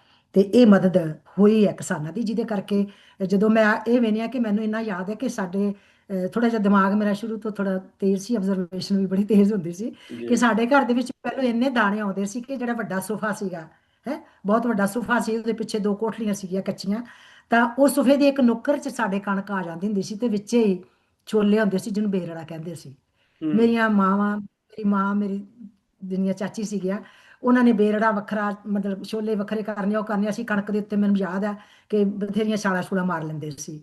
ਤੇ ਫਿਰ ਕੀ ਹੋਇਆ ਕਿ ਵੇਹਦਿਆਂ ਵੇਹਦਿਆਂ ਹੀ ਘਰ ਜਿਹੜੀ ਕਣਕ ਸੀਗੀ ਉਹ ਬੋਰੀਆਂ ਦੀਆਂ ਬੋਰੀਆਂ ਸਾਡੇ ਘਰ ਆਉਣ ਲੱਗ ਪਈਆਂ, ਤੇ ਜਿਹੜੀ ਬਾਹਰੋਂ ਵੇਚੀ ਜਾਂਦੀ ਸੀ ਉਹ ਮੰਡੀਆਂ ਦੇ ਵਿੱਚ ਚਲੀ ਜਾਂਦੀ ਸੀ। ਮਤਲਬ ਇੰਨਾ ਖੁੱਲਾ ਹੱਥ ਹੋ ਗਿਆ ਕਿ ਮੈਨੂੰ ਯਾਦ ਹੈ ਕਿ ਘਰ ਦੇ ਇਹ ਵਿੱਚ ਗ੍ਰੀਨ ਰੈਵੋਲੂਸ਼ਨ ਤੋਂ ਬਾਅਦ ਜਿਹੜਾ ਹੈ, ਇਹ ਤੁਸੀਂ ਗੱਲ ਕਰ ਰਹੇ ਹੋ। ਬਾਤ ਸੀਗਾ। ਮੈਂ ਆਪਣੀ ਅੱਖੀ ਸਾਰਾ ਕੁਝ ਵੇਖਿਆ ਹੈ ਕਿ ਪਹਿਲਾਂ ਸਾਡੇ ਘਰ ਦੇ ਵਿੱਚ ਜਿਹੜਾ ਇੱਕ ਘੁਮਿਆਰ ਆਉਂਦਾ ਹੁੰਦਾ ਸੀਗਾ, ਤੇ ਜਿਹੜੀ ਸਾਡੇ ਸੋਫੇ ਦੇ ਨੁੱਕਰ 'ਚ ਕਣਕ ਹੁੰਦੀ ਸੀ ਉਹ ਆਪਣੇ ਰੇਹੜੇ ਤੇ ਲੱਦ ਕੇ ਲੈ ਕੇ ਜਾਂਦਾ ਸੀ, ਜਦੋਂ ਹੂੰ। ਦਾਦਾ ਜੀ ਵੇਚਦੇ ਸੀ। ਫਿਰ ਕਣਕ ਜਿਹੜੀ ਸੀ ਉਹ ਮੰਡੀਆਂ ਦੇ ਵਿੱਚ ਸਿੱਧੀ ਚਲੇ ਜਾਣੀ, ਤੇ ਸਾਡੇ ਘਰ 20-25 ਬੋਰੀਆਂ ਆ ਜਿਹੜੀਆਂ, ਕੋਈ ਡੰਗਰਾਂ ਦੇ ਖਾਣ ਲਈ ਆ ਰਹੀਆਂ, ਕੋਈ ਸਾਡੇ ਖਾਣ ਲਈ ਆ ਰਹੀਆਂ, ਕੋਈ ਚਾਚੇ ਦੇ ਘਰ, ਕੋਈ ਤਾਏ ਜੀ ਦੇ ਘਰ ਜਾ ਰਹੀਆਂ। ਸੋ ਕਹਿਣ ਦਾ ਮਤਲਬ ਕਿ ਇਹਦੇ ਵਿੱਚ ਮੈਨੂੰ ਲੱਗਦਾ ਹੋਰ ਖੇਤੀਬਾੜੀ ਵਾਲੇ ਜ਼ਿਆਦਾ ਦੱਸ ਸਕਦੇ ਨੇ, ਕਿ ਪ੍ਰਤਾਪ ਸਿੰਘ ਕੈਰੋਂ ਹੋਣਾ ਦਾ ਬਹੁਤ ਤਕੜਾ ਇਹਦੇ ਵਿੱਚ ਯੋਗਦਾਨ ਰਿਹਾ। ਹੂੰ। ਹੂੰ। ਖੁਸ਼ਬਖਤੀ ਹੈ ਚੜ੍ਹਦੇ ਪੰਜਾਬ ਦੀ, ਕਿਸ ਤਰੀਕੇ ਦੇ ਲੋਕ ਮਿਲੇ, ਰੰਧਾਵਾ ਸਾਹਿਬ ਜੀ ਮਿਲੇ, ਪ੍ਰਤਾਪ ਸਿੰਘ ਜੀ ਮਿਲੇ, ਤੇ ਹਮ, ਉਹਨਾਂ ਨੇ ਲੋਕਾਂ ਨੂੰ ਸੰਭਾਲਿਆ, ਔਰ ਪੰਜਾਬ ਅੱਗੇ ਤਰੱਕੀ ਦੀ ਰਾਹ ਤੇ ਚੱਲ ਪਾਇਆ। ਅਗਰ ਜੀ। ਅਸੀਂ ਸਿਰਫ ਮਹਿੰਦਰ ਸਿੰਘ ਰੰਧਾਵਾ ਸਾਹਿਬ ਦੀ ਹਯਾਤੀ ਨੂੰ ਦੇਖਣਾ ਹੋਵੇ, ਤੇ ਹੋਰ ਕਿਹੜੇ ਕਿਹੜੇ ਪੱਖ ਹਨ ਜਿਹੜੇ ਉਹਨਾਂ ਦੇ ਸਲਾਹਣਯੋਗ ਹਨ ਤੁਹਾਡੀ ਨਜ਼ਰ ਵਿੱਚ? ਕਿਉਂਕਿ ਹਾਂ, ਤੁਸੀਂ ਥੋੜਾ ਹਟ ਕੇ, ਇੱਕ ਸਵਾਣੀ ਦੀ ਜਿਹੜੀ ਨਜ਼ਰ ਹੁੰਦੀ ਹੈ, ਉਹ ਅਸੀਂ ਇੱਥੇ ਵੀ ਗੱਲ ਕਰਦੇ ਹੁੰਦੇ ਹਾਂ ਕਿ ਘਰ ਨੂੰ ਵਸਾਉਣ ਵਾਸਤੇ ਜੋ ਉਹਦੇ ਜ਼ਿਹਨ ਦੇ ਵਿੱਚ ਪਲੈਨਿੰਗ ਹੁੰਦੀ ਹੈ, ਜੋ ਉਹ ਆਰ ਕਰਦੀ ਹੈ, ਉਹ ਸ਼ਾਇਦ ਮੇਲ ਨਹੀਂ ਕਰ ਪਾਉਂਦਾ। ਤੇ ਉਸ ਘਰ ਨੂੰ ਵਸਾਉਣ ਦੇ ਵਿੱਚ ਰੰਧਾਵਾ ਸਾਹਿਬ ਦੇ ਜਿਹੜੇ ਜਿਹੜੇ ਕੰਮ ਹਨ, ਉਹ ਤੁਹਾਡੇ ਸਾਹਮਣੇ ਕਿਹੜੇ ਕਿਹੜੇ ਆਉਂਦੇ? ਚਲੋ ਇਹਦੇ ਬਾਰੇ ਤਾਂ ਸ਼ਾਇਦ, ਕਿਉਂਕਿ ਮੈਂ ਉਦੋਂ ਬਹੁਤ ਛੋਟੀ ਸੀ, ਮੈਂ ਨਹੀਂ ਕਹਿ ਸਕਦੀ ਕਿ, ਪਰ ਜਿੰਨੀ ਮੈਨੂੰ ਲੱਗਦਾ ਹੁੰਦਾ ਕਿ ਜੇ ਸਾਡੇ ਇੱਕ ਨੇਤਾ ਜਿਹੜਾ ਹੈ ਉਹ ਬੜਾ ਪ੍ਰੋਗਰੈਸਿਵ ਹੈ, ਤੇ ਉਹਦਾ ਪ੍ਰੋਗਰੈਸਿਵ ਜਿਹੜਾ ਦਿੱਖ ਹੈ, ਜਾਂ ਉਹਦੀ ਪ੍ਰੋਗਰੈਸਿਵ ਸੋਚ ਜਿਹੜੀ ਹੈ, ਉਹ ਜ਼ਰੂਰ ਬਾਕੀ ਚੀਜ਼ਾਂ ਤੇ ਵੀ ਅਸਰ ਪਾਉਂਦੀ ਹੈ। ਹੂੰ। ਜੇ ਘਰ ਦੇ ਵਿੱਚ ਸਮਝੋ ਜ਼ਮੀਨਾਂ ਮਿਲ ਗਈਆਂ ਨੇ, ਜ਼ਿਮੀਦਾਰ ਆਪਣਾ ਕੰਮ ਕਰਨ ਲੱਗ ਗਏ ਨੇ, ਆਪਣੇ ਬੱਚਿਆਂ ਨੂੰ ਪੜਾਉਣ ਲੱਗ ਪਏ ਨੇ, ਤੇ ਘਰ ਦੀਆਂ ਸਵਾਣੀਆਂ ਦਾ ਇਹਦੇ ਵਿੱਚ ਬੜਾ ਤਗੜਾ ਯੋਗਦਾਨ ਹੁੰਦਾ ਹੈ। ਹੂੰ। ਮੈਂ ਇਹ ਵੇਖਿਆ ਕਿ ਜਿਵੇਂ ਸਾਡੇ ਹੀ ਪਰਿਵਾਰ ਦੇ ਵਿੱਚ ਸੀਗਾ, ਮੇਰੇ ਮੇਰੇ ਪਿਤਾ ਜੀ ਤੋਂ ਇਲਾਵਾ ਮੇਰੇ ਪਿਤਾ ਜੀ ਨੂੰ ਨੌਕਰੀ ਮਿਲ ਗਈ, ਫਿਰ ਉਹ ਟੀਚਰ ਬਣ ਗਏ, ਸਾਇੰਸ ਮਾਸਟਰ, ਤੇ ਇਸ ਤੋਂ ਬਾਅਦ ਹੈਡ ਮਾਸਟਰ ਰਿਟਾਇਰ ਹੋਏ ਨੇ। ਤਾਂ ਇਹਨਾਂ ਨੇ ਆਪਣੇ ਪਰਿਵਾਰ ਨੂੰ ਪੜ੍ਹਾਉਣ ਦੇ ਵਿੱਚ ਵੀ ਤਗੜਾ ਯੋਗਦਾਨ ਪਾਇਆ। ਮੇਰੇ ਤਾਇਆ ਜੀ ਦੇ ਸਾਰੇ ਬੱਚੇ ਪੜ੍ਹੇ, ਸਾਡੇ ਇਸ ਵੇਲੇ ਕਾਫੀ ਇੰਜੀਨੀਅਰ ਨੇ ਪਰਿਵਾਰ ਦੇ ਵਿੱਚ, ਡਾਕਟਰ ਵੀ ਹੈਗੇ ਨੇ। ਤੇ ਮੈਂ ਇਹ ਵੇਖਦੀ ਹਾਂ ਕਿ ਜਿਵੇਂ ਇਹਨਾਂ ਦੀ ਜਿਹੜੀ ਕੁਝ ਸੋਚ, ਇੱਕ ਤਾਂ ਹੁੰਦੀ ਨਾ ਤੁਹਾਡੇ ਪਰਿਵਾਰ ਦੀ ਸੋਚ ਹੁੰਦੀ, ਇੱਕ ਹੁੰਦੀ ਸਾਡੇ ਸਮਾਜ ਦੀ ਸੋਚ। ਜੀ। ਸਾਨੂੰ ਕੁੜੀਆਂ ਨੂੰ ਵੀ ਪੜਾਇਆ, ਮੇਰੀਆਂ ਦੋ ਕਜ਼ਨ ਸੀਗੀਆਂ, ਉਹਨਾਂ ਦੇ ਵਿੱਚੋਂ ਇੱਕ ਨੂੰ ਜੇਪੀਟੀ ਕਰਾਈ। ਸਾਨੂੰ ਮੇਰੀਆਂ ਦੋ ਭੈਣਾਂ, ਅਸੀਂ ਦੋ ਭੈਣਾਂ, ਸਾਨੂੰ ਨੂੰ ਹੋਸਟਲਾਂ ਦੇ ਵਿੱਚ ਭੇਜਿਆ। ਅਸੀਂ ਹੋਸਟਲ ਦੇ ਵਿੱਚ ਰਹਿ ਕੇ ਮੈਂ ਬੀਐਸਸੀ ਕੀਤੀ, ਐਮਏ ਕੀਤੀ, ਮੇਰੀ ਭੈਣ ਨੇ ਵੀ ਕੀਤੀ। ਮੇਰਾ ਇੱਕ ਬ੍ਰਦਰ ਐਮਐਸਸੀ ਪੀਐਚਡੀ ਹੈ, ਇੱਕ ਛੋਟਾ ਜਿਹੜਾ ਵੈਟਨੇਰੀਅਨ ਹੈ। ਸੋ ਕਹਿਣ ਦਾ ਮਤਲਬ ਕਿ ਘਰ ਦੇ ਵਿੱਚ ਜਿਹੜੀ ਘਰ ਦੀ ਸੁਆਣੀ ਹੈ, ਮੇਰੀ ਮਾਤਾ ਹੈ, ਜਿਵੇਂ ਮੇਰੇ ਮਦਰ ਸੀਗੇ, ਉਹ ਉਰਦੂ ਦੀਆਂ ਪੰਜ ਮਾਤਾਂ ਪੜ੍ਹੇ ਹੋਏ ਸੀ। ਸਾਡੇ ਪੜ੍ਹਨ ਦੇ ਵਿੱਚ ਉਹਨਾਂ ਦੀ ਪ੍ਰੋਗਰੈਸਿਵ ਸੋਚ ਦਾ ਹਿੱਸਾ ਸੀ, ਤੇ ਉਹਨਾਂ ਦੀ ਸੋਚ ਦੇ ਪਿੱਛੇ ਉਹ ਯੋਗਦਾਨ ਉਹਨਾਂ ਲੀਡਰਾਂ ਦਾ ਸੀ, ਉਹਨਾਂ ਨੇਤਾਵਾਂ ਦਾ ਸੀ, ਜਿਨ੍ਹਾਂ ਨੇ ਇਹਨਾਂ ਨੂੰ ਇੱਥੇ 10 ਕੁ ਸਾਲਾਂ ਦੇ ਵਿੱਚ ਪੱਕੇ ਪੈਰੀ ਖੜੇ ਹੋਣ ਦਾ ਮੌਕਾ ਬਖਸ਼ ਦਿੱਤਾ। ਹੂੰ। ਸੋ ਇਹ ਜਿੰਨਾ ਸਾਰੇ ਫਾਰਮਰਸ ਦਾ, ਕਿਸਾਨ, ਕਿਉਂਕਿ ਪੰਜਾਬੀ ਕਿਸਾਨ ਹੀ ਨੇ ਜਿਹੜੇ ਜ਼ਿਆਦਾ ਉੱਜੜ ਕੇ ਆਏ। ਜਿਹੜੇ ਹੂੰ। ਵਪਾਰੀ ਸੀ ਉਹਨਾਂ ਨੇ ਤੇ ਆ ਕੇ ਆਪਣੀਆਂ ਦੁਕਾਨਾਂ ਫਟਾਫਟ ਸੈੱਟ ਕਰ ਲਈਆਂ, ਕਿਉਂਕਿ ਵਪਾਰੀ ਲੋਕ ਸੀ। ਜੀ। ਜ਼ਮੀਨਾਂ ਵਾਲੇ ਜਿਹੜੇ ਸੀ ਉਹਨਾਂ ਨੂੰ ਕਾਫੀ ਦੇਰ ਲੱਗ ਗਈ ਸੈੱਟ ਹੁੰਦਿਆਂ। ਤੇ ਉਸ ਸੋਚ ਦੇ ਪਿੱਛੇ ਮੈਨੂੰ ਲੱਗਦਾ ਹੈ ਕਿ ਜੇ ਪੰਜਾਬ ਖੁਸ਼ਹਾਲ ਹੈ, ਸਾਡੇ ਪਰਿਵਾਰ ਖੁਸ਼ਹਾਲ ਨੇ, ਤਾਂ ਉਹਦੇ ਪਿੱਛੇ ਰੰਧਾਵਾ ਸਾਹਿਬ ਦੀ ਉਸ ਸੋਚ ਦਾ ਵੀ ਬਹੁਤ ਵੱਡਾ ਯੋਗਦਾਨ ਹੈ। ਜੇਕਰ ਉਹ ਇਹ ਸੋਚ ਨਾ ਦਿੰਦੇ ਤੇ ਸ਼ਾਇਦ ਅਸੀਂ ਵੀ ਅੱਜ ਉਹਨਾਂ ਪੜ੍ਹੀਆਂ ਲਿਖੀਆਂ ਕੁੜੀਆਂ ਨਾ ਹੁੰਦੀਆਂ। ਸੋ ਮੈਨੂੰ ਬਹੁਤ ਹਮੇਸ਼ਾ ਸੋਹਣੀ ਗੱਲ, ਲੱਗਦਾ ਬਹੁਤ ਹੁੰਦਾ। ਸੋਹਣੀ ਗੱਲ। ਅੱਛਾ, ਰੰਧਾਵਾ ਸਾਹਿਬ ਜਿਸ ਤਰੀਕੇ ਨਾਲ ਲਿਟਰੇਚਰ ਲਵਰ ਸਨ, ਆਰਟ ਹਾਂ, ਲਵਰ ਸਨ, ਔਰ ਲੋਕ ਗੀਤ ਉਹਨਾਂ ਨੇ ਬਹੁਤ ਜ਼ਿਆਦਾ ਇਕੱਠੇ ਕੀਤੇ। ਅਗਰ ਇਸ ਹਮ, ਪੱਖੋਂ ਉਹਨਾਂ ਦੀ ਲਾਈਫ ਨੂੰ ਦੇਖੀਏ ਤੇ ਤੁਹਾਡੇ ਜਾਣਨ ਦੇ ਅੰਦਰ ਕੀ ਕੀ ਆਇਆ ਹੈ, ਸੁਣਨ ਦੇ ਅੰਦਰ ਕੀ ਕੀ ਆਇਆ ਹੈ ਕਿ ਉਹਨਾਂ ਨੇ ਕਿਹੜੇ ਕਿਹੜੇ ਕੰਮ ਕੀਤੇ? ਫਿਰ ਕੋਈ ਹਾਂ, ਮਿਊਜ਼ੀਅਮਸ ਦੇ ਅੰਦਰ ਉਹਨਾਂ ਦੀ ਬਹੁਤ ਵੱਡੀ ਕੰਟਰੀਬਿਊਸ਼ਨ ਹੈ। ਬਹੁਤ ਇਟਸ ਮੀਨ ਕਿ ਬਹੁਤ ਵੱਡੀ। ਮੈਂ ਜਦੋਂ ਵੀ ਉਹਨਾਂ ਦੇ ਬਾਰੇ ਜਾਣਦਾ, ਮੈਂ ਪੜ੍ਹਦਾ, ਤੇ ਮੈਨੂੰ ਇਹ ਲੱਗਦਾ ਹਮ, ਹੈ ਕਿ ਲੋਕ ਪੱਖ ਨਹੀਂ ਬੁਰਲੇ। ਉਹ ਜਿਹੜਾ ਇੱਕ ਹਮ, ਸਿਸਟਮ ਹੈ ਸੀ ਨਾ, ਕਲੋਨੀਅਲ ਮਾਈਂਡਸੈਟ ਦਾ, ਹਮ। ਹਾਲਾਂਕਿ ਉਹ ਸਿਸਟਮ ਦਾ ਹਿੱਸਾ ਰਹੇ ਨਹੀਂ, ਲੇਕਿਨ ਉਹ ਤੇ ਉਸ ਸਿਸਟਮ ਦਾ ਹਿੱਸਾ ਰਹਿੰਦੇ ਹੋਏ ਵੀ ਉਹ ਲੋਕ ਪੱਖੀ ਰਹੇ। ਮਤਲਬ ਉਹ ਤਕੜੀ ਦੇ ਉਸ ਪਲੜੇ 'ਚ ਰਹੇ ਜਿਹੜੇ ਕਿ ਲੋਕਾਂ ਦੀ ਗੱਲ ਹੁੰਦੀ, ਲੋਕ ਭਲੇ ਦੀ ਗੱਲ ਹੁੰਦੀ ਹੈ। ਇਹਦੇ ਅੰਦਰ ਅਸੀਂ ਤੁਹਾਨੂੰ ਦੇਖੀਏ ਤੇ ਰੰਧਾਵਾ ਸਾਹਿਬ ਦਾ ਤੁਹਾਨੂੰ ਕੀ ਅਚੀਵਮੈਂਟ, ਕੀ ਰੋਲ ਉਹ ਨਜ਼ਰ ਆਉਂਦਾ ਹੈ? ਉਹਦੇ ਲਈ ਮੈਂ ਇੱਕ ਆਪਣਾ ਆਬਜ਼ਰਵੇਸ਼ਨ ਇਹ ਦੱਸੂੰਗੀ ਕਿ ਮੈਂ ਇਹਦਾ ਮੇਰਾ ਸੈਂਟਰ ਬਣ ਗਿਆ ਪੰਜਾਬ ਐਗਰੀਕਲਚਰ ਯੂਨੀਵਰਸਿਟੀ ਲੁਧਿਆਣਾ। ਮੈਂ ਉਦੋਂ ਇੰਗਲਿਸ਼ ਐਮਏ ਦੇ ਪੇਪਰ ਦੇ ਰਹੀ ਸਾਂ ਤੇ ਮੇਰਾ ਸੈਂਟਰ ਉੱਥੇ ਬਣਿਆ। ਤਾਂ ਮੈਂ ਪਹਿਲੀ ਵਾਰੀ ਉਦੋਂ ਮਤਲਬ ਲੁਧਿਆਣੇ ਗਈ। ਇਹ ਕੋਈ ਗੱਲ ਹੈਗੀ ਹੈ ਮੇਰਾ ਖਿਆਲ 75 76 ਦੀ, 1975 6 ਦੀ। ਤਾਂ ਉੱਥੇ ਮੈਨੂੰ ਉਸ ਤੋਂ ਬਾਅਦ ਮੇਰਾ ਬ੍ਰਦਰ ਸੀ ਮੇਰੇ ਨਾਲ। ਤਾਂ ਅਸੀਂ ਨਾ ਫਿਰ ਕਹਿੰਦੇ ਚੱਲ ਆ ਨਾ ਤੈਨੂੰ ਮੈਂ ਯੂਨੀਵਰਸਿਟੀ ਵਿਖਾਉਣਾ ਹੈ। ਅਸੀਂ ਰੈਪਲੀਕਾ ਹਾਊਸ ਮਿਊਜ਼ੀਅਮ ਦੇਖਣ ਚਲੇ ਗਏ। ਤੇ ਉਸ ਮਿਊਜ਼ੀਅਮ ਦੇ ਵਿੱਚ ਮੈਨੂੰ ਜਿਹੜਾ ਅਜਾਇਬ ਘਰ ਹੈ, ਤਾਂ ਉਦੋਂ ਵੀ ਮੈਨੂੰ ਪਤਾ ਲੱਗ ਗਿਆ ਸੀ। ਉਹਨਾਂ ਨੇ ਦੱਸਿਆ ਕਿ ਇਹ ਮਹਿੰਦਰ ਸਿੰਘ ਰੰਧਾਵਾ ਨੇ ਬਣਾਇਆ। ਤੇ ਮੈਂ ਉਸ ਵੇਲੇ ਤੱਕ ਤਾਂ ਮਹਿੰਦਰ ਸਿੰਘ ਰੰਧਾਵਾ ਦਾ ਨਾਂ ਕਾਫੀ ਸੁਣਿਆ ਹੋਇਆ ਸੀ। ਸੋ ਉਹ ਜਿਹੜਾ ਉਹਨਾਂ ਦਾ ਮਿਊਜ਼ੀਅਮ, ਉੱਥੇ ਅਸੀਂ ਵੇਖਣ ਗਏ ਤੇ ਸੱਚੀ ਮੁੱਚੀ ਮੈਂ ਤੁਹਾਨੂੰ ਕੀ ਦੱਸਾਂ ਕਿ ਮੈਂ ਹੈਰਾਨ ਹੋ ਗਈ ਵੇਖ ਕੇ ਕਿ ਇਹ ਸਾਡੇ ਪੰਜਾਬ ਦੀ ਰਹਿਤਲ ਜਿਹੜੀ ਹੈ, ਸਾਡਾ ਪੰਜਾਬੀਆਂ ਦਾ ਜੀਵਨ ਹੈ, ਜਿਹੜਾ ਕਿ ਉਸ ਵੇਲੇ ਤੱਕ 75 ਤੱਕ ਉਹ ਚੀਜ਼ਾਂ ਕਾਫੀ ਸਾਰੀਆਂ ਬਦਲ ਗਈਆਂ ਸੀ। ਨਵੀਨ ਜਿਹੜਾ ਹੈ ਘਰਾਂ ਦੇ ਵਿੱਚ, ਜਿਵੇਂ ਮੈਂ ਦੱਸਿਆ ਕਿ ਜਦੋਂ ਪੈਸਾ ਆ ਗਿਆ ਹੈ, ਤੇ ਜਿਹੜੀਆਂ ਪੁਰਾਣੀਆਂ ਚੀਜ਼ਾਂ ਸੀ ਉਹ ਸਾਰੀਆਂ ਨਵੀਆਂ ਦੇ ਵਿੱਚ ਤਬਦੀਲ ਹੋ ਗਈਆਂ। ਫੁਲਕਾਰੀਆਂ ਲੈਣੀਆਂ ਬੰਦ ਹੋ ਗਈਆਂ। ਘਰਾਂ ਦੇ ਵਿੱਚੋਂ ਭਾਂਡੇ ਜਿਹੜੇ ਨੇ ਪਿੱਤਲ ਦੀ ਬਜਾਏ ਸਟੀਲ ਦੇ ਭਾਂਡੇ ਆਉਣ ਲੱਗ ਗਏ ਹੈ। ਤੇ ਜਿਹੜੇ ਡੰਗਰਾਂ ਦੇ ਜਿਹੜੇ ਪਸ਼ੂਆਂ ਦੀਆਂ ਹੁੰਦੀਆਂ ਸੀ ਹਮੇਲਾਂ, ਤੇ ਉਹਨਾਂ ਦੇ ਗਲ ਘੁੰਗਰੂ ਜਿਹੜੇ ਪਾਉਂਦੇ ਹੁੰਦੇ ਸੀ, ਉਹਦੀ ਜਗ੍ਹਾ ਤੇ ਹੁਣ ਉਹ ਚੀਜ਼ਾਂ ਹਟ ਕੇ ਤੇ ਟਿਊਬਵੈਲ ਚੱਲਣ ਲੱਗ ਗਿਆ ਬਿਜਲੀ ਦੇ ਨਾਲ। ਸੋ ਉਹ ਲੋੜਾਂ ਜਿਹੜੀਆਂ ਸੀ ਡਿਫਰੈਂਟ ਹੋ ਗਈਆਂ। ਤਾਂ ਉੱਥੇ ਜਾ ਕੇ ਉਹ ਪੁਰਾਣੀਆਂ ਚੀਜ਼ਾਂ ਵੇਖਣ ਦਾ ਮੈਨੂੰ ਮੌਕਾ ਮਿਲਿਆ, ਜਿਹੜੀਆਂ ਕਿ ਸਿਰਫ ਥੋੜੀਆਂ ਬਹੁਤੀਆਂ ਕਿਤਾਬਾਂ 'ਚ ਹੀ ਪੜ੍ਹੀਆਂ ਸੀਗੀਆਂ। ਹੂੰ। ਸੋ ਇਹ ਮਿਊਜ਼ੀਅਮ ਜਿਹੜਾ ਲੁਧਿਆਣੇ ਦਾ ਮਿਊਜ਼ੀਅਮ ਸੀ, ਉਹ ਮੈਂ ਪਹਿਲੀ ਵਾਰੀ ਇਹ ਵੇਖਿਆ। ਤੇ ਉੱਥੇ ਉਹਦੇ ਬਾਹਰ ਇਹ ਵੀ ਜ਼ਰੂਰ ਇਤਿਹਾਸ ਵੀ ਲਿਖਿਆ ਸੀ ਕਿ ਮਹਿੰਦਰ ਸਿੰਘ ਰੰਧਾਵਾ ਹੋਣਾ ਨੇ ਇਹ ਮਿਊਜ਼ੀਅਮ ਜਿਹੜਾ ਬਣਵਾਇਆ ਹੈ। ਸੋ ਇਹ ਮੈਨੂੰ ਲੱਗਦਾ ਕਿ ਇਹ ਮੈਂ ਪਹਿਲੀ ਚੀਜ਼ ਸੀ ਜਿਹੜੀ ਮੈਨੂੰ ਲੱਗਾ ਕਿ ਇਹ ਮੈਂ ਵੇਖੀ ਹੈ। ਤੇ ਨਾਲ ਉਸ ਤੋਂ ਬਾਅਦ ਨਾ ਅਸੀਂ ਜਦੋਂ ਫਿਰ ਲੁਧਿਆਣੇ ਸ਼ਿਫਟ ਕਰ ਗਏ, ਮੈਂ ਤੇ ਮੇਰੇ ਹਸਬੈਂਡ, ਅਸੀਂ ਕਰੀਬ ਮੈਂ ਤਾਂ 87 ਚ ਗਈ ਹਾਂ ਤੇ ਇੱਥੇ ਸਭ ਤੱਕ ਬਹੁਤ ਪਹਿਲਾਂ ਦੇ ਉੱਥੇ ਸੀਗੇ। ਤਾਂ ਅਸੀਂ ਫਿਰ ਨਾ ਰੋਜ਼ ਗਾਰਡਨ ਦੇਖਣ ਗਏ। ਹੂੰ। ਯੂਨੀਵਰਸਿਟੀ ਬਾਰ-ਬਾਰ ਇੱਕ ਰੋਜ਼ ਗਾਰਡਨ ਹੈ। ਤੇ ਉਹ ਵੀ ਜਿਹੜਾ ਸੀ ਮੇਰੇ ਲਈ ਇੱਕ ਬੜੀ ਵੱਖਰੀ ਦੇਖ ਸੀ। ਇਸ ਤੋਂ ਇਲਾਵਾ ਮੈਂ ਅਗਰ ਉਹਨਾਂ ਦੀ ਕਲਾ ਦੀ ਗੱਲ ਕਰਾਂ ਤਾਂ ਚੰਡੀਗੜ੍ਹ ਦੇ ਵਿੱਚ ਇੱਕ ਨਾ ਰੌਕ ਗਾਰਡਨ ਹੈ। ਹੂੰ। ਉਹ ਨਾ ਇੱਕ ਨੇਕ ਚੰਦ ਨਾਂ ਦੇ ਵਿਅਕਤੀ ਸੀਗੇ। ਤੇ ਉਹਨਾਂ ਨੇ ਅਹ, ਪੁਰਾਣੀਆਂ ਚੀਜ਼ਾਂ ਹੁੰਦੀਆਂ ਨੇ ਜਿਹੜੀਆਂ ਲੋਕੀ ਗਾਰਬੇਜ ਚ ਸੁੱਟ ਦਿੰਦੇ ਆ, ਕੂੜੇ ਕਰਕਟ ਸੁੱਟ ਦਿੰਦੇ ਆ, ਉਹਨਾਂ ਤੋਂ ਉਹ ਬੜੇ ਖੂਬਸੂਰਤ ਮੂਰਤੀਆਂ ਵਗੈਰਾ ਇਹੋ ਜਿਹੀਆਂ ਬਣਾਉਂਦੇ ਸੀਗੇ। ਤੇ ਉਹ ਨਿਗਾਹ ਚੜ ਗਿਆ ਰੰਧਾਵਾ ਸਾਹਿਬ ਦੀ। ਤੇ ਰੰਧਾਵਾ ਸਾਹਿਬ ਨੇ ਉਹਨਾਂ ਨੂੰ ਕਿਹਾ ਕਿ ਤੁਸੀਂ ਇਹ ਰੌਕ ਗਾਰਡਨ ਬਣਾਓ। ਸੋ ਉਹਨੇ ਰੌਕ ਗਾਰਡਨ ਦਾ ਨਾਂ ਦਾ ਬਾਗ ਬਣਾਇਆ, ਜਿਹਦੇ ਵਿੱਚ ਕੂੜੇ ਕਰਕਟ ਦੇ ਵਿੱਚੋਂ ਚੂੜੀਆਂ ਦੇ ਟੋਟੇ ਚੁਣ ਕੇ, ਛੋਟੇ ਛੋਟੇ ਪੱਥਰ ਚੁਣ ਕੇ, ਥੋੜੇ ਥੋੜੇ ਵਾਧੂ ਇੱਟਾਂ ਦੇ, ਟਾਈਲਾਂ ਦੇ, ਜਾਂ ਕੁਛ ਇਹੋ ਜਿਹਾ ਚੁਣ ਕੇ ਉਹਨਾਂ ਨੇ ਰੌਕ ਗਾਰਡਨ ਇੰਨਾ ਖੂਬਸੂਰਤ ਬਣਾਇਆ ਹੈ ਕਿ ਜਦੋਂ ਅਸੀਂ ਚੰਡੀਗੜ੍ਹ ਗਏ ਤੇ ਰੌਕ ਗਾਰਡਨ ਦੇਖਿਆ ਤੇ ਇੰਜ ਲੱਗਾ ਕਿ ਅਸੀਂ ਪਤਾ ਨਹੀਂ ਦੁਨੀਆ ਦੇ ਕਿਹੜੇ ਹਿੱਸੇ 'ਚ ਆ। ਜਾਣੀ ਹੂੰ। ਇਹ ਉਹਨਾਂ ਦੀ ਇੱਕ ਪਾਰਖੂ ਨਿਗਾਹ ਸੀ, ਜਿਹੜੀ ਉਹ ਕਲਾ ਨੂੰ ਢੂੰਡ ਲੈਂਦੇ ਸੀ, ਲੱਭ ਲੈਂਦੇ ਸੀ। ਹੂੰ। ਸੋ ਉਹ ਨੇਕ ਚੰਦ, ਜਿਹਨੂੰ ਜਿਹਨੂੰ ਕਿ ਜਿਹਨੇ ਇੱਕ ਵਾਰ ਕਿਹਾ ਵੀ, ਕਹਿੰਦੇ ਕਿ ਉਹਨੇ ਪ੍ਰਸ਼ਾਸਨ, ਚੰਡੀਗੜ੍ਹ ਪ੍ਰਸ਼ਾਸਨ ਨੂੰ ਕਿਹਾ ਹੈ ਕਿ ਮੈਨੂੰ ਤੇ ਉਹ ਥੋੜਾ ਥਾਂ ਤੇ ਮੈਂ ਇਹ ਚੀਜ਼ਾਂ ਉੱਥੇ ਰੱਖਣਾ ਚਾਹੁੰਦਾ। ਪਰ ਜਦੋਂ ਰੰਧਾਵਾ ਜੀ ਦੀ ਨਿਗਾਹ ਦੇ ਵਿੱਚ ਉਹ ਆਏ ਨੇ, ਤਾਂ ਫਿਰ ਰੰਧਾਵਾ ਜੀ ਨੇ ਉਹਨਾਂ ਨੂੰ ਇਸ ਕੰਮ ਨੂੰ ਨੇਪਰੇ ਚੜਾਉਣ ਦੇ ਵਿੱਚ ਉਹਨਾਂ ਦੀ ਬਹੁਤ ਵੱਡੀ ਤਗੜਾ ਯੋਗਦਾਨ ਹੈ। ਸੋ ਇਹ ਉਹਨਾਂ ਦੀ ਪਾਰਖੂ ਅੱਖ ਸੀ। ਹੂੰ। ਫਿਰ ਮੈਂ ਉਹਨਾਂ ਦੀ ਆਪ ਬੀਤੀ, ਇੱਕ ਉਹਨਾਂ ਦੀ ਸਵੈ ਜੀਵਨੀ ਹੈ, ਉਹ ਆਪ ਬੀਤੀ ਮੈਂ ਪੜ੍ਹੀ। ਤਾਂ ਉਸ ਆਪ ਬੀਤੀ ਦੇ ਵਿੱਚੋਂ ਮੈਨੂੰ ਇਹ ਵੇਖ ਕੇ ਜਾਂ ਇਹ ਪੜ੍ਹ ਕੇ ਬਹੁਤ ਹੈਰਾਨੀ ਹੋਈ ਕਿ ਉਹਨਾਂ ਨੂੰ ਕਲਾ ਦਾ ਇੰਨਾ ਸ਼ੌਕ ਸੀਗਾ ਕਿ ਉਹ ਕਲਾ ਵਾਲੀਆਂ ਵਸਤੂਆਂ ਜਿਹੜੀਆਂ ਸੀਗੀਆਂ ਉਹ ਕਿੱਥੋਂ ਕਿੱਥੋਂ ਇਕੱਠੀਆਂ ਕਰਦੇ ਸੀ। ਖਾਸ ਤੌਰ ਤੇ ਪੇਂਟਿੰਗਸ, ਜੀ। ਜਿਹੜੀਆਂ ਪੇਂਟਿੰਗਸ ਨੇ ਉਹਨਾਂ ਨੇ ਚੰਡੀਗੜ੍ਹ ਦੇ ਵਿੱਚ ਇੱਕ ਮਿਊਜ਼ੀਅਮ ਸਥਾਪਿਤ ਕੀਤਾ, ਜਿਹਦੇ ਵਿੱਚ ਕਹ ਲਓ ਕਿ ਪੰਜਾਬ ਦੀ ਭੁੱਲੀ ਵਿਸਰੀ ਕਲਾ ਜਿਹੜੀ ਹੈ ਉਹਨੂੰ ਲਿਆਂਦਾ। ਉਹਨਾਂ ਨੇ ਦੂਰ ਦੂਰ ਤੱਕ, ਜਿਹਨੂੰ ਅੱਜ ਅੱਜ ਕੱਲ੍ਹ ਹਰਿਆਣਾ ਹੈ, ਕਾਂਗੜਾ ਹੈ, ਬਸੌਲੀ ਹੈ, ਗੁਲੇਰ ਹੈ, ਇੱਕ ਉਹ ਇਹਨਾਂ ਜਗ੍ਹਾ ਦੇ ਉੱਪਰ ਗਏ। ਉੱਥੇ ਉਹਨਾਂ ਨੇ ਰਾਜਿਆਂ, ਉਸ ਵੇਲੇ ਕਿਉਂਕਿ ਰਾਜਿਆਂ ਦਾ ਥੋੜਾ ਰਾਜ ਸੀਗਾ, ਜੀ ਰਾਜੇ ਉੱਥੇ ਮੌਜੂਦ ਸੀ ਜਿਨ੍ਹਾਂ ਦੇ ਹਵੇਲੀਆਂ ਸੀਗੀਆਂ, ਉਹਨਾਂ ਦੇ ਨਾਲ ਮੁਲਾਕਾਤਾਂ ਕਰਕੇ, ਉਹਨਾਂ ਨੂੰ ਮਿਲ ਕੇ, ਤੇ ਉਹਨਾਂ ਦੀਆਂ ਜਿਹੜੀਆਂ ਪੇਂਟਿੰਗਸ ਨੇ, ਜਿਹੜੀਆਂ ਉਹਨਾਂ ਨੂੰ ਸ਼ੌਕੀਆ ਰੱਖਦੇ ਸੀਗੇ, ਉਹਨਾਂ ਨੇ ਵੇਖਿਆ, ਫਿਰ ਉਹਦੇ ਬਾਰੇ ਕਿਤਾਬਾਂ ਲਿਖੀਆਂ।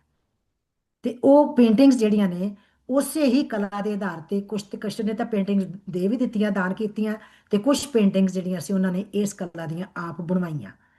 ਤੇ ਇਹ ਕਹ ਲਓ ਕਿ ਮੈਨੂੰ ਲੱਗਦਾ ਕਿ ਇਹ ਉਹਨਾਂ ਦੀ ਕਲਾ ਦੇ ਨਾਲ ਇੱਕ ਪਾਰਖੂ ਅੱਖ ਸੀ, ਜਿਹੜੀ ਕਿ ਇੰਨਾ ਤਗੜਾ ਉਹਨਾਂ ਨੇ ਕੰਮ ਕਰਵਾਇਆ। ਈਵਨ ਉਹਨਾਂ ਨੇ ਆਪ, ਮੈਂ ਇੱਥੇ ਵੇਖਿਆ ਸੀ, ਨੋਟ ਕੀਤਾ ਹੀ ਸੀਗਾ, ਕਿ ਕਰੀਬ ਕਾਫੀ ਸਾਰੀਆਂ ਬੁੱਕਸ ਜਿਹੜੀਆਂ ਨੇ, ਜਿਵੇਂ ਬਸੌਲੀ ਪੇਂਟਿੰਗ ਦੇ ਉੱਪਰ ਲਿਖੀ, ਚੰਬਾ ਪੇਂਟਿੰਗ ਤੇ ਲਿਖੀ, ਕਾਂਗੜਾ ਪੇਂਟਿੰਗਸ ਤੇ ਲਿਖੀ, ਉਹਨਾਂ ਦੀਆਂ ਕਰੀਬ ਇਹਦੇ ਬਾਰੇ 8-10 ਕਿਤਾਬਾਂ ਨੇ ਜਿਹੜੀਆਂ ਸਿਰਫ ਉਹਨਾਂ ਨੇ ਪੇਂਟਿੰਗਸ ਤੇ ਲਿਖੀਆਂ।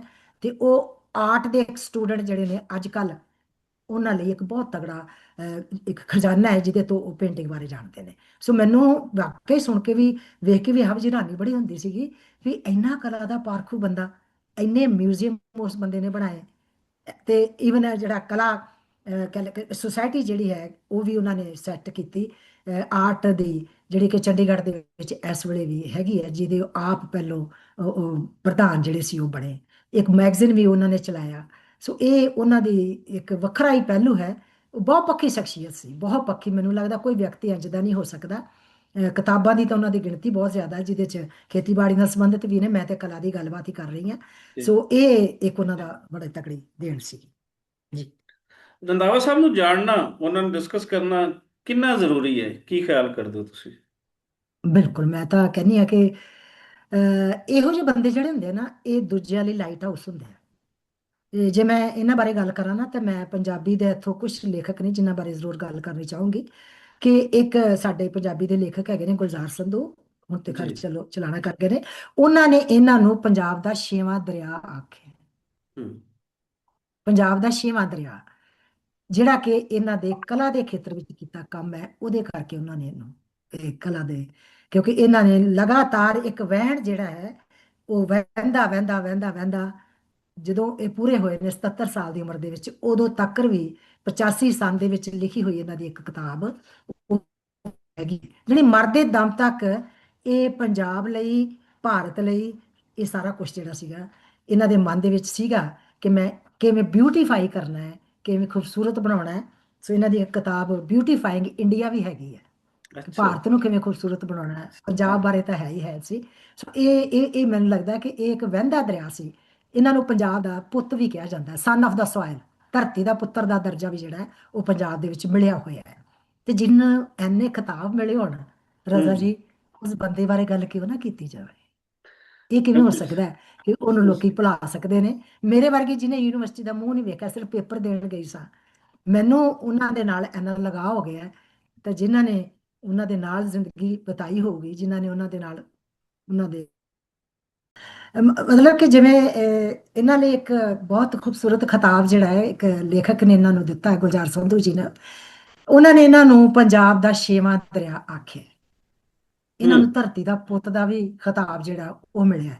ਧਰਤੀ ਨਾਲ ਜੁੜਿਆ ਹੋਇਆ ਬੰਦਾ, ਜਿਹਨੇ ਕਿਸਾਨਾਂ ਲਈ, ਜਿਨ੍ਹਾਂ ਨੇ ਜ਼ਿਮੀਂਦਾਰਾਂ ਲਈ ਸਭ ਕੁਝ ਕੀਤਾ। ਤੇ ਗੱਲ ਮੈਂ ਥੋੜੀ ਜਿਹੀ ਕਰ ਰਹੀ ਸਾਂ ਕਿ ਜਿਹੜਾ ਇਹ 6ਵਾਂ ਦਰਿਆ ਹੈ, ਇਹ ਅਸਲ ਦੇ ਵਿੱਚ ਕਲਾ ਦਾ ਦਰਿਆ ਹੈ, ਆਰਟ ਠੀਕ ਦਾ ਹੈ। ਦਰਿਆ ਹੈ, ਜਿਹਨੇ ਪੰਜਾਬ ਦੇ ਲੋਕ ਗੀਤਾਂ ਨੂੰ ਸੰਭਾਲਿਆ, ਪੰਜਾਬ ਦੀਆਂ ਰੌ ਰੀਤਾਂ ਨੂੰ ਸੰਭਾਲਿਆ, ਪੰਜਾਬ ਦੀ ਟ੍ਰੈਡੀਸ਼ਨਲ ਜ਼ਿੰਦਗੀ ਜਿਹੜੀ ਹੈ ਉਹਨੂੰ ਸੰਭਾਲਿਆ। ਇਹਨਾਂ ਨੇ ਇੱਕ ਜਿਹੜੀ ਸਭ ਤੋਂ ਵੱਡੇ ਦੇਣ, ਆਪਾਂ ਗੱਲ ਕਰਦੇ ਸੀ ਨਾ ਅਜਾਇਬ ਘਰ ਦੀ, ਤੇ ਇਹਨਾਂ ਨੇ ਜਿਹੜੇ ਲਾਹੌਰ ਤੋਂ ਵੀ ਕਾਫੀ ਚੀਜ਼ਾਂ ਜਿਹੜੀਆਂ ਫਿਰ ਵੱਡੀਆਂ, ਜਦੋਂ ਵੰਡਿਆ ਗਿਆ ਤੇ ਫਿਰ ਸਾਰਾ ਕੁਝ ਹੀ ਵੰਡਿਆ ਗਿਆ, ਜੀ। ਕਲਚਰ ਵੀ ਵੰਡਿਆ ਗਿਆ ਤੇ ਕਲਚਰ ਵਾਲੀਆਂ ਚੀਜ਼ਾਂ ਵੀ। ਤਾਂ ਉਹ ਚੀਜ਼ਾਂ ਵਾਸਤੇ ਫਿਰ ਚੰਡੀਗੜ੍ਹ ਦੇ ਵਿੱਚ 62 ਦੇ ਵਿੱਚ ਮਿਊਜ਼ੀਅਮ, ਅਜਾਇਬ ਘਰ ਬਣਾਉਣਾ ਜਿਹੜਾ ਸੀ, ਉਹਦਾ ਦਿੱਤਾ ਇਹਨਾਂ ਨੇ, ਆਪਣੀ ਸਲਾਹ ਦਿੱਤੀ। ਪਰ ਉਹ ਮਿਊਜ਼ੀਅਮ ਬਣ ਕੇ ਫਿਰ 68 ਦੇ ਵਿੱਚ ਤਿਆਰ ਹੋਇਆ। ਤੇ ਉਹ ਅੱਜ ਮਿਊਜ਼ੀਅਮ ਜਿਹੜਾ ਵਾ ਵੇਖਣ ਯੋਗ ਹੈ, ਕਲਾ ਦੀਆਂ ਚੀਜ਼ਾਂ ਦਾ। ਸੋ ਇਹੋ ਜਿਹੇ ਬੰਦੇ ਜਿਹੜੇ ਹੁੰਦੇ ਆ ਨਾ, ਜਦੋਂ ਆਪਾਂ ਇਹਨਾਂ ਦੀ ਗੱਲ ਕਰਦੇ, ਜਿਹੜੇ ਆਪਾਂ ਗੱਲ ਕਰ ਰਹੇ ਸੀਗੇ ਕਿ ਇਹਨਾਂ ਦੀ ਗੱਲ ਕਰਨੀ ਕਿਉਂ ਜ਼ਰੂਰੀ ਹੈ ਤੇ ਕਿਉਂ ਨਹੀਂ ਕੀਤੀ ਜਾਂਦੀ, ਇਹ ਕਈ ਵਾਰੀ ਆਉਂਦਾ ਹੈ ਕਿ ਕੋਈ ਬੰਦਾ ਇੰਨਾ ਜ਼ਿਆਦਾ ਜਿਹਦੀ ਹੋਵੇ, ਚੜ੍ਹਤ ਹੋਵੇ, ਤੇ ਉਹ ਬੰਦਾ ਇਸ ਦੁਨੀਆ ਤੋਂ ਜਦੋਂ ਚਲੇ ਜਾਵੇ, ਤੇ ਉਦੋਂ ਬਾਅਦ ਰਜ਼ਾ ਜੀ ਜਦੋਂ ਗੱਲ ਕੀਤੀ ਜਾਂਦੀ ਹੈ, ਤੇ ਮੈਨੂੰ ਲੱਗਦਾ ਹੈ ਕਿ ਇਹ ਉਹਨਾਂ ਲਈ ਸਾਡੇ ਮਨ ਦੀ ਸਭ ਤੋਂ ਸੱਚੀ ਸ਼ਰਧਾਂਜਲੀ ਹੁੰਦੀ ਹੈ। ਅੱਛਾ, ਬੜੀ ਸੋਹਣੀ ਗੱਲ ਤੁਸੀਂ ਕਰ ਰਹੇ ਹੋ। ਤੇ ਉਸੇ ਗੱਲ ਵਾਲੀ ਮੈਂ ਆ ਰਹੀ ਸੀ। ਕੋ ਬਹੁਤ ਜ਼ਿਆਦਾ ਲੋਕਾਂ ਨੇ ਯਾਦ ਨਹੀਂ ਰੱਖਿਆ। ਕੋ ਬਹੁਤ ਜ਼ਿਆਦਾ ਮਤਲਬ ਫੈਮਿਲੀਅਰ ਜਿਹੜੀਆਂ ਪਰਸਨੈਲਿਟੀਜ਼ ਹਨ, ਉਹਨਾਂ ਦੇ ਵਿੱਚ ਨਹੀਂ ਹਨ। ਰੰਧਾਵਾ ਸਾਹਿਬ ਤੋਂ ਜ਼ਿਆਦਾ ਲਹਿੰਦੇ ਪੰਜਾਬ ਦੇ ਅੰਦਰ, ਚੜ੍ਹਦੇ ਪੰਜਾਬ ਦਾ ਮੈਨੂੰ ਨਹੀਂ ਆਈਡੀਆ, ਲਹਿੰਦੇ ਪੰਜਾਬ ਦੇ ਅੰਦਰ ਉੱਥੋਂ ਦਾ ਜਿਹੜਾ ਕੋਈ ਸ਼ਾਇਰ ਹੈ, ਲੇਖਕ ਹੈ, ਕੋਈ ਆਰਟਿਸਟ ਹੈ, ਉਹ ਜ਼ਿਆਦਾ ਡਿਸਕਸ ਹੁੰਦਾ ਹੈ, ਕੋਈ ਵਿਲਾਗਰ ਹੈ। ਰੰਧਾਵਾ ਸਾਹਿਬ ਨੂੰ ਨਹੀਂ ਇੱਥੇ ਕਿਸੇ ਨੇ ਡਿਸਕਸ ਕੀਤਾ। ਇਹਦੇ ਪਿੱਛੇ ਹਮ, ਤੁਸੀਂ ਕੀ ਵਜ੍ਹਾ ਜਾਣਦੇ ਹੋ ਕਿ ਸਾਡੀ ਪੰਜਾਬੀਆਂ ਦਾ ਜਿਹੜਾ ਇੱਕ ਮਤਲਬ ਸੀਰੀਅਸਨੈਸ ਵੱਲੇ ਔਰ ਆਪਣੀ ਮਿੱਟੀ ਵੱਲੇ ਔਰ ਆਪਣੀ ਤਰੱਕੀ ਵੱਲੇ ਉਹ ਐਟੀਟਿਊਡ ਨਹੀਂ ਹੈ, ਜਾਂ ਕੋਈ ਹੋਰ ਇਹਦਾ ਕਾਰਨ ਹੈ? ਬਿਲਕੁਲ ਮੈਂ ਇਹ ਤੁਹਾਡੀ ਗੱਲ ਦੇ ਨਾਲ 100% ਸਹਿਮਤ ਆ। ਇਹਨਾਂ ਨੇ ਜਿੱਥੇ ਆਪ ਕਲਾ ਨੂੰ ਬੜਾ ਉਘਾੜਿਆ, ਉੱਥੇ ਇਹਨਾਂ ਨੇ ਲੇਖਕਾਂ ਨੂੰ ਵੀ ਬਹੁਤ ਜ਼ਿਆਦਾ ਉੱਚਾ ਉਠਾਇਆ, ਜਿਨ੍ਹਾਂ ਦੇ ਵਿੱਚ ਆਪਾਂ ਨਾਂ ਲਈਏ ਅੰਮ੍ਰਿਤਾ ਪ੍ਰੀਤਮ ਹੋਣਾ ਦਾ ਜੀ। ਤੇ ਹੋਰਾਂ ਦਾ। ਹੂੰ। ਉਹ ਬਹੁਤ ਆਉਂਦਾ ਹੈ, ਕਿਉਂਕਿ ਜਦੋਂ ਦਿੱਲੀ ਦੇ ਵਿੱਚ ਇਹ ਕਮਿਸ਼ਨਰ ਸੀ ਨਾ, ਤੇ ਉਸ ਵੇਲੇ ਇਹਨਾਂ ਨੇ ਲਾਹੌਰ ਤੋਂ ਜਿਹੜੇ ਆਏ ਸੀਗੇ ਲੇਖਕ ਉੱਜੜ ਪੁੱਜੜ ਕੇ, ਉਹਨਾਂ ਨੂੰ ਘਰਾਂ ਜਿਵੇਂ ਖਾਸ ਹਾਊਸ ਖਾਸ ਦੇ ਵਿੱਚ ਖਾਸ ਤੌਰ ਤੇ ਲੇਖਕਾਂ ਵਾਸਤੇ ਦਿੱਤੇ। ਇੱਥੇ ਇੱਕ ਪਾਪਾ ਪ੍ਰੀਤਮ ਸਿੰਘ ਉਹਨਾਂ ਦੀ ਪਬਲਿਸ਼ਿੰਗ ਪ੍ਰੈਸ ਬੜੀ ਮਸ਼ਹੂਰ ਹੈ, ਜਿਨ੍ਹਾਂ ਨੂੰ ਕਹਿੰਦੇ ਨਾ ਰੀਹੈਬਿਲਿਟੇਟ ਕਰਨ ਦੇ ਵਿੱਚ ਇਹਨਾਂ ਦਾ ਬੜਾ ਤਗੜਾ ਹੱਥ ਸੀਗਾ। ਪ੍ਰੀਤ ਸੋ ਲੜੀ ਹੈ ਜੀ। ਮੈਂ ਵੇਖਿਆ, ਹਾਂ ਮੈਂ ਪ੍ਰੀਤ ਵੇਖਿਆ ਲੜੀ ਹੈ। ਕਿ ਹਾਂ ਹਾਂ। ਉਹ ਗੁਰਬਖਸ਼ ਸਿੰਘ ਪ੍ਰੀਤਲੜੀ ਸੀ। ਜੀ ਜੀ, ਅੱਛਾ ਤੇ ਜੀ। ਇਹ ਪਾਪਾ ਪ੍ਰੀਤਮ ਸਿੰਘ ਜਿਹੜੇ ਸੀ ਇਹਨਾਂ ਦਾ ਦਿੱਲੀ ਦੇ ਵਿੱਚ ਸੀਗਾ ਪਬਲਿਸ਼ਿੰਗ ਹਾਊਸ। ਸੋ ਉਹ ਵੀ ਉੱਥੋਂ ਲਾਹੌਰ ਤੋਂ ਸ਼ਿਫਟ ਹੋ ਕੇ ਆਏ ਸੀਗੇ।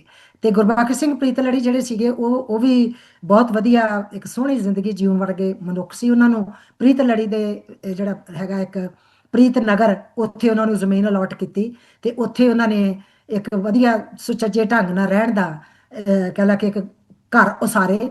ਬਲਾਸ ਸਾਹਨੀ ਹੁਣੀ ਵੀ ਆ ਕੇ ਉੱਥੇ ਰਹਿੰਦੇ ਰਹੇ। ਉੱਥੇ ਹੁਣ ਵੀ ਬਹੁਤ ਸਾਰੀਆਂ ਕਲਾ ਦੇ ਜਿਹੜੇ ਆ ਪ੍ਰਦਰਸ਼ਨ ਨੇ ਉਹ ਹੁੰਦੇ ਨੇ, ਲੋਕੀ ਜਾਂਦੇ ਨੇ। ਉਹਨਾਂ ਦੀ ਅਗਾ ਪ੍ਰੀਤ ਲੜੀ ਜਿਹੜੇ ਨੇ ਗੁਰਬਖਸ਼ ਸਿੰਘ ਪ੍ਰੀਤ ਲੜੀ, ਉਹਨਾਂ ਦੀ ਪੋਤਨ ਜਿਹੜੀ ਹੈ ਪੂਨਮ, ਉਹ ਉੱਥੇ ਕਾਫੀ ਚੰਗਾ ਕੰਮ ਕਰ ਰਹੀ ਹੈ। ਮੇਰਾ ਮਤਲਬ ਕਿ ਉਹ ਰੰਧਾਵਾ ਸਾਹਿਬ ਜਿਨ੍ਹਾਂ ਨੇ ਹਰ ਖੇਤਰ ਦੇ ਵਿੱਚ ਤਗੜਾ ਯੋਗ,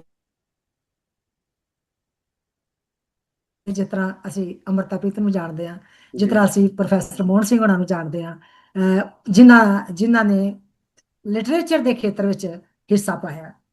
ਇਹਨਾਂ ਦਾ ਵੀ ਮੈਂ ਵੀ ਨਹੀਂ ਹੈ ਕਿ ਜੇਕਰ ਇਹਨਾਂ ਦਾ ਸਾਹਿਤ ਦੇ ਵਿੱਚ ਵੇਖੀਏ ਤੇ ਘੱਟ ਯੋਗਦਾਨ ਨਹੀਂ ਹੈ। ਦਰਜਨਾਂ ਕਿਤਾਬਾਂ ਇਹਨਾਂ ਦੀਆਂ ਛਪੀਆਂ ਹੋਈਆਂ ਨੇ। ਜੀ। ਦਰਜਨਾਂ ਕਿਤਾਬਾਂ ਜਿਹੜੀਆਂ ਨੇ ਉਹ ਪੜ੍ਹਨੀਆਂ ਪੈਂਦੀਆਂ ਨੇ ਰਜ਼ਾ ਜੀ, ਉਹ ਸੁਣਨੀਆਂ ਨਹੀਂ ਪੈਂਦੀਆਂ, ਉਹ ਹੂੰ ਪੜ੍ਹਨੀਆਂ ਹੁੰਦੀਆਂ ਨੇ। ਹੁਣ ਜੇ ਕੋਈ ਵੀ ਚੰਬੇ ਦਾ ਪੇਂਟਿੰਗਸ ਜਿਹੜੀਆਂ ਨੇ, ਉਹ ਕਿਹੋ ਜੀ ਕਲਾ ਸੀ, ਜੋ ਕਿ ਪੜ੍ਹਦਾ ਬਸੌਲੀ ਦੀ ਕਿਹੋ ਜੀ ਕਲਾ ਸੀ। ਤੇ ਮੈਨੂੰ ਨਹੀਂ ਲੱਗਦਾ ਕਿ ਇਹ ਹਰ ਬੰਦੇ ਦੇ ਕੰਮ ਦੀ ਗੱਲ ਹੈ। ਹਰ ਬੰਦੇ ਦਾ ਜ਼ਿਹਨ ਇੰਨਾ ਜ਼ਿਆਦਾ ਉਪਜਾਊ ਨਹੀਂ ਹੈ ਕਿ ਉਹ ਇਹਨਾਂ ਹੂੰ ਨੂੰ ਜਜ਼ਬ ਕਰ ਸਕੇ। ਸੋ ਇਹਨਾਂ ਦਾ ਖੇਤਰ ਜਿਹੜਾ ਸੀਗਾ, ਉਹ ਤਰੱਕੀ ਕਰਾਉਣ ਵਾਲਾ ਖੇਤਰ ਸੀਗਾ, ਲੋਕਾਂ ਨੂੰ ਲੁਭਾਉਣ ਵਾਲਾ ਖੇਤਰ ਨਹੀਂ ਸੀ। ਹੂੰ ਹੂੰ ਹੂੰ। ਸੋ ਉਹ ਲੋਕ ਇਹਨਾਂ ਨੂੰ ਜਾਣਦੇ ਨੇ, ਜਿਨ੍ਹਾਂ ਨੂੰ ਇਹਨਾਂ ਦੇ ਕੰਮ ਦੀ ਕਦਰ ਹੈ। ਇਹ ਨਹੀਂ ਹੈ ਕਿ ਇਹਨਾਂ ਦੀ ਪੰਜਾਬ ਦੇ ਵਿੱਚ ਪਛਾਣ ਨਹੀਂ ਹੈ, ਪਛਾਣ ਬਹੁਤ ਤਗੜੀ ਪਛਾਣ ਹੈ ਪੰਜਾਬ ਦੇ ਵਿੱਚ। ਪਰ ਗੱਲਾਂ ਉਹਨਾਂ ਦੀਆਂ ਹੁੰਦੀਆਂ ਨੇ ਜਿਹੜੇ ਆਪ ਆਪਣੇ ਜਿਉਂਦੇ ਜੀ ਬਹੁਤ ਸਾਰੀਆਂ ਗੱਲਾਂ ਕਰ ਲੈਂਦੇ ਨੇ। ਖਾਸਾਂ ਦੀ ਗੱਲ ਆਮਾਂ ਤੇ ਅੱਗੇ ਨਹੀਂ ਮੁਨਾਸਿਬ ਕਰਦੀ। ਹਾਂ, ਹਾਂ, ਉਹੀ ਨਹੀਂ ਗੱਲ ਬਣਾ ਸਕਦਾ। ਕਿ ਖਾਸ ਬਿਲਕੁਲ ਲੋਕ ਜਿਹੜੇ ਬਿਲਕੁਲ। ਉਹਨਾਂ ਨੂੰ ਫਿਰ ਖਾਸ ਹੀ ਜਾਣਦੇ ਹੁੰਦੇ। ਖਾਸ ਹੀ ਜਾਣਦੇ ਹੁੰਦੇ ਨੇ। ਤੇ ਇਹਨਾਂ ਨੂੰ ਜਾਣਨ ਵਾਲੇ ਬਹੁਤ ਨੇ। ਇਹਨਾਂ ਦੇ ਯੂਨੀਵਰਸਿਟੀ ਦੇ ਵਿੱਚ ਬੜਾ ਤਗੜਾ ਨਾਮ ਹੈ। ਜਿਹੜਾ ਤੁਸੀਂ ਕਿਸੇ ਯੂਨੀਵਰਸਿਟੀ ਵਾਲੇ ਨਾਲ ਗੱਲ ਕਰੋਗੇ ਤਾਂ ਉਹ ਜ਼ਰੂਰ ਤੁਹਾਨੂੰ ਦੱਸਣਗੇ। ਤੇ ਹਾਂ, ਇਹ ਜ਼ਰੂਰ ਹੈ ਕਿ ਇਹ ਉਂਝ ਨਾ ਇਹਨਾਂ ਦੇ ਗੀਤ ਲਿਖੇ ਹੋਏ ਗਾਏ ਜਾਂਦੇ ਨੇ, ਨਾ ਇਹਨਾਂ ਦੀਆਂ ਕਹਾਣੀਆਂ ਕੀਤੀਆਂ ਪ੍ਰਸਾਰਿਤ ਹੁੰਦੀਆਂ ਨੇ, ਪਰ ਇਹਨਾਂ ਦੇ ਕੰਮ ਬੋਲਦੇ ਨੇ। ਪੰਜਾਬ ਬੋਲਦਾ ਹੈ ਇਹਨਾਂ ਦੇ ਰਾਹੀਂ। ਮੈਨੂੰ ਲੱਗਦਾ ਕਿ ਮੇਰੇ ਵਰਗੀ ਉਹ ਲੇਡੀ ਜਿਹਨੇ ਸ਼ਾਇਦ ਇਹਨਾਂ ਨੂੰ ਵੇਖਿਆ ਨਹੀਂ, ਇਹਨਾਂ ਨੂੰ ਪੜ੍ਹਿਆ ਜ਼ਰੂਰ ਹੈ, ਉਹ ਜ਼ਰੂਰ ਇਹਨਾਂ ਦੇ ਮੈਂ ਬਹੁਤ ਬਹੁਤ ਬਹੁਤ ਸਤਿਕਾਰ ਮੇਰੇ ਵੱਲੋਂ ਇਹਨਾਂ ਦਾ ਆਉਂਦਾ ਹੈ, ਜਿਨ੍ਹਾਂ ਨੇ ਪੰਜਾਬ ਦਾ ਮੂੰਹ ਮੁਹਾਂਦਰਾ ਪਛਾਣ ਉਸ ਵੇਲੇ ਬਦਲ ਦਿੱਤਾ ਜਦੋਂ ਪੰਜਾਬ ਲਹੂ ਲੁਹਾਨ ਹੋਇਆ ਹੋਇਆ ਸੀ। ਸਾਡੇ ਲਈ ਹਰ ਸ਼ਖਸੀਅਤ ਮਾਣਯੋਗ ਹੈ, ਜਿਨੇ ਪੰਜਾਬ ਦੀ ਤਰੱਕੀ ਵਾਸਤੇ, ਜਿਨੇ ਪੰਜਾਬ ਦੇ ਅਮਨ ਵਾਸਤੇ, ਪੰਜਾਬ ਦੇ ਲਿਟਰੇਚਰ ਵਾਸਤੇ, ਪੰਜਾਬ ਦੇ ਕਲਚਰ ਵਾਸਤੇ ਚਾਹੇ ਥੋੜਾ ਬਹੁਤ ਕੰਟਰੀਬਿਊਟ ਵੀ ਕੀਤਾ ਹੈ। ਔਰ ਰੰਧਾਵਾ ਸਾਹਿਬ ਜਾਂ ਲੋਕ ਜਿਨ੍ਹਾਂ ਨੇ ਕੀ ਕੀਤਾ, ਅਗਰ ਉਹਨਾਂ ਦੇ ਕੰਮ ਗਿਣਨੇ ਸ਼ੁਰੂ ਹੋ ਜਾਈਏ ਤੇ ਗਿਣੇ ਨਹੀਂ ਜਾਂਦੇ। 77 ਹਮ, ਸਾਲ ਦੀ ਹਯਾਤੀ ਦੇ ਵਿੱਚ ਕੋਈ ਬੰਦਾ ਇੰਜ ਵੀ ਕਰ ਸਕਦਾ ਹੈ ਜਿਹੜੇ ਰੰਧਾਵਾ ਸਾਹਿਬ ਕਰ ਗਏ। ਸੋ ਇਹਨਾਂ ਨੂੰ ਜਾਣਨਾ ਜ਼ਰੂਰੀ ਹੈ ਜੀ। ਇਹਨਾਂ ਨੂੰ ਮਜ਼ੀਦ ਲੋਕਾਂ ਦੇ ਨਾਲ ਗੱਲਬਾਤ ਕਰਦੇ ਰਵਾਂਗੇ। ਤੇ ਗੁਰਚਰਨ ਕੌਰ ਭੈਣ ਜੀ, ਤੁਹਾਡਾ ਬਹੁਤ ਸ਼ੁਕਰੀਆ। ਖਾਸ ਕਰ ਬੜਾ ਚੰਗਾ ਲੱਗਦਾ ਹੈ ਤੁਹਾਡੇ ਬੋਲਣ ਦੇ ਅੰਦਰ ਜੋ ਹੈ ਉਹ ਸਚਾਈ ਜਿਹੜੀ ਹੈ ਉਹ ਟਪਕਦੀ ਹੈ, ਉਹ ਸੱਚ ਜਿਹੜਾ ਹੈ ਉਹ ਸਾਹਮਣੇ ਆਉਂਦਾ ਹੈ। ਕਿ ਉਹ ਲੱਗਦਾ ਹੈ ਕਿ ਸਿਰਫ ਹੋਂਠਾਂ ਤੋਂ ਨਹੀਂ ਬੋਲਿਆ ਜਾ ਰਿਹਾ, ਲੱਗਦਾ ਹੈ ਕਿ ਦਿਲ ਤੋਂ ਬੋਲਿਆ ਜਾ ਰਿਹਾ ਹੈ। ਔਰ ਰੰਧਾਵਾ ਸਾਹਿਬ ਦੇ ਲੋਕਾਂ ਨੂੰ ਸਾਨੂੰ ਜ਼ੇਨ ਤੋਂ ਦਿਲ ਤੋਂ ਸਾਰੇ ਪੱਖੋਂ ਬੜੇ ਸੁੱਚੇ ਅੰਗ ਦੇ ਨਾਲ ਯਾਦ ਕਰਨ ਦੀ ਲੋੜ ਹੈ, ਤਾਂ ਜੇ ਆਉਣ ਵਾਲੀਆਂ ਪੀੜ੍ਹੀਆਂ ਕੁਝ ਉਹਨਾਂ ਤੋਂ ਸਿੱਖ ਪਾਉਣ, ਉਹਨਾਂ ਦੀ ਜੋ ਗੁਜ਼ਰੀ ਹਯਾਤੀ ਹੈ, ਔਰ ਲੋਕਾਂ ਦਾ ਭਲਾ ਹੋਵੇ, ਪੰਜਾਬ ਪੰਜਾਬੀ ਦਾ ਭਲਾ ਹੋਵੇ, ਔਰ ਇਹੀ ਅਸੀਂ ਚਾਹੁੰਦੇ ਹਾਂ। ਸ਼ੁਕਰੀਆ ਜੀ ਤੁਹਾਡਾ। ਸ਼ੁਕਰੀਆ, ਥੈਂਕ ਯੂ ਵੈਰੀ ਮਚ। ਸਾਨੂੰ ਸਮਾਂ ਦੇਣ ਲਈ ਤੇ ਰੰਧਾਵਾ ਸਾਹਿਬ ਨੂੰ ਯਾਦ ਕਰਨ ਲਈ ਤੁਹਾਡਾ ਬਹੁਤ ਬਹੁਤ ਧੰਨਵਾਦ।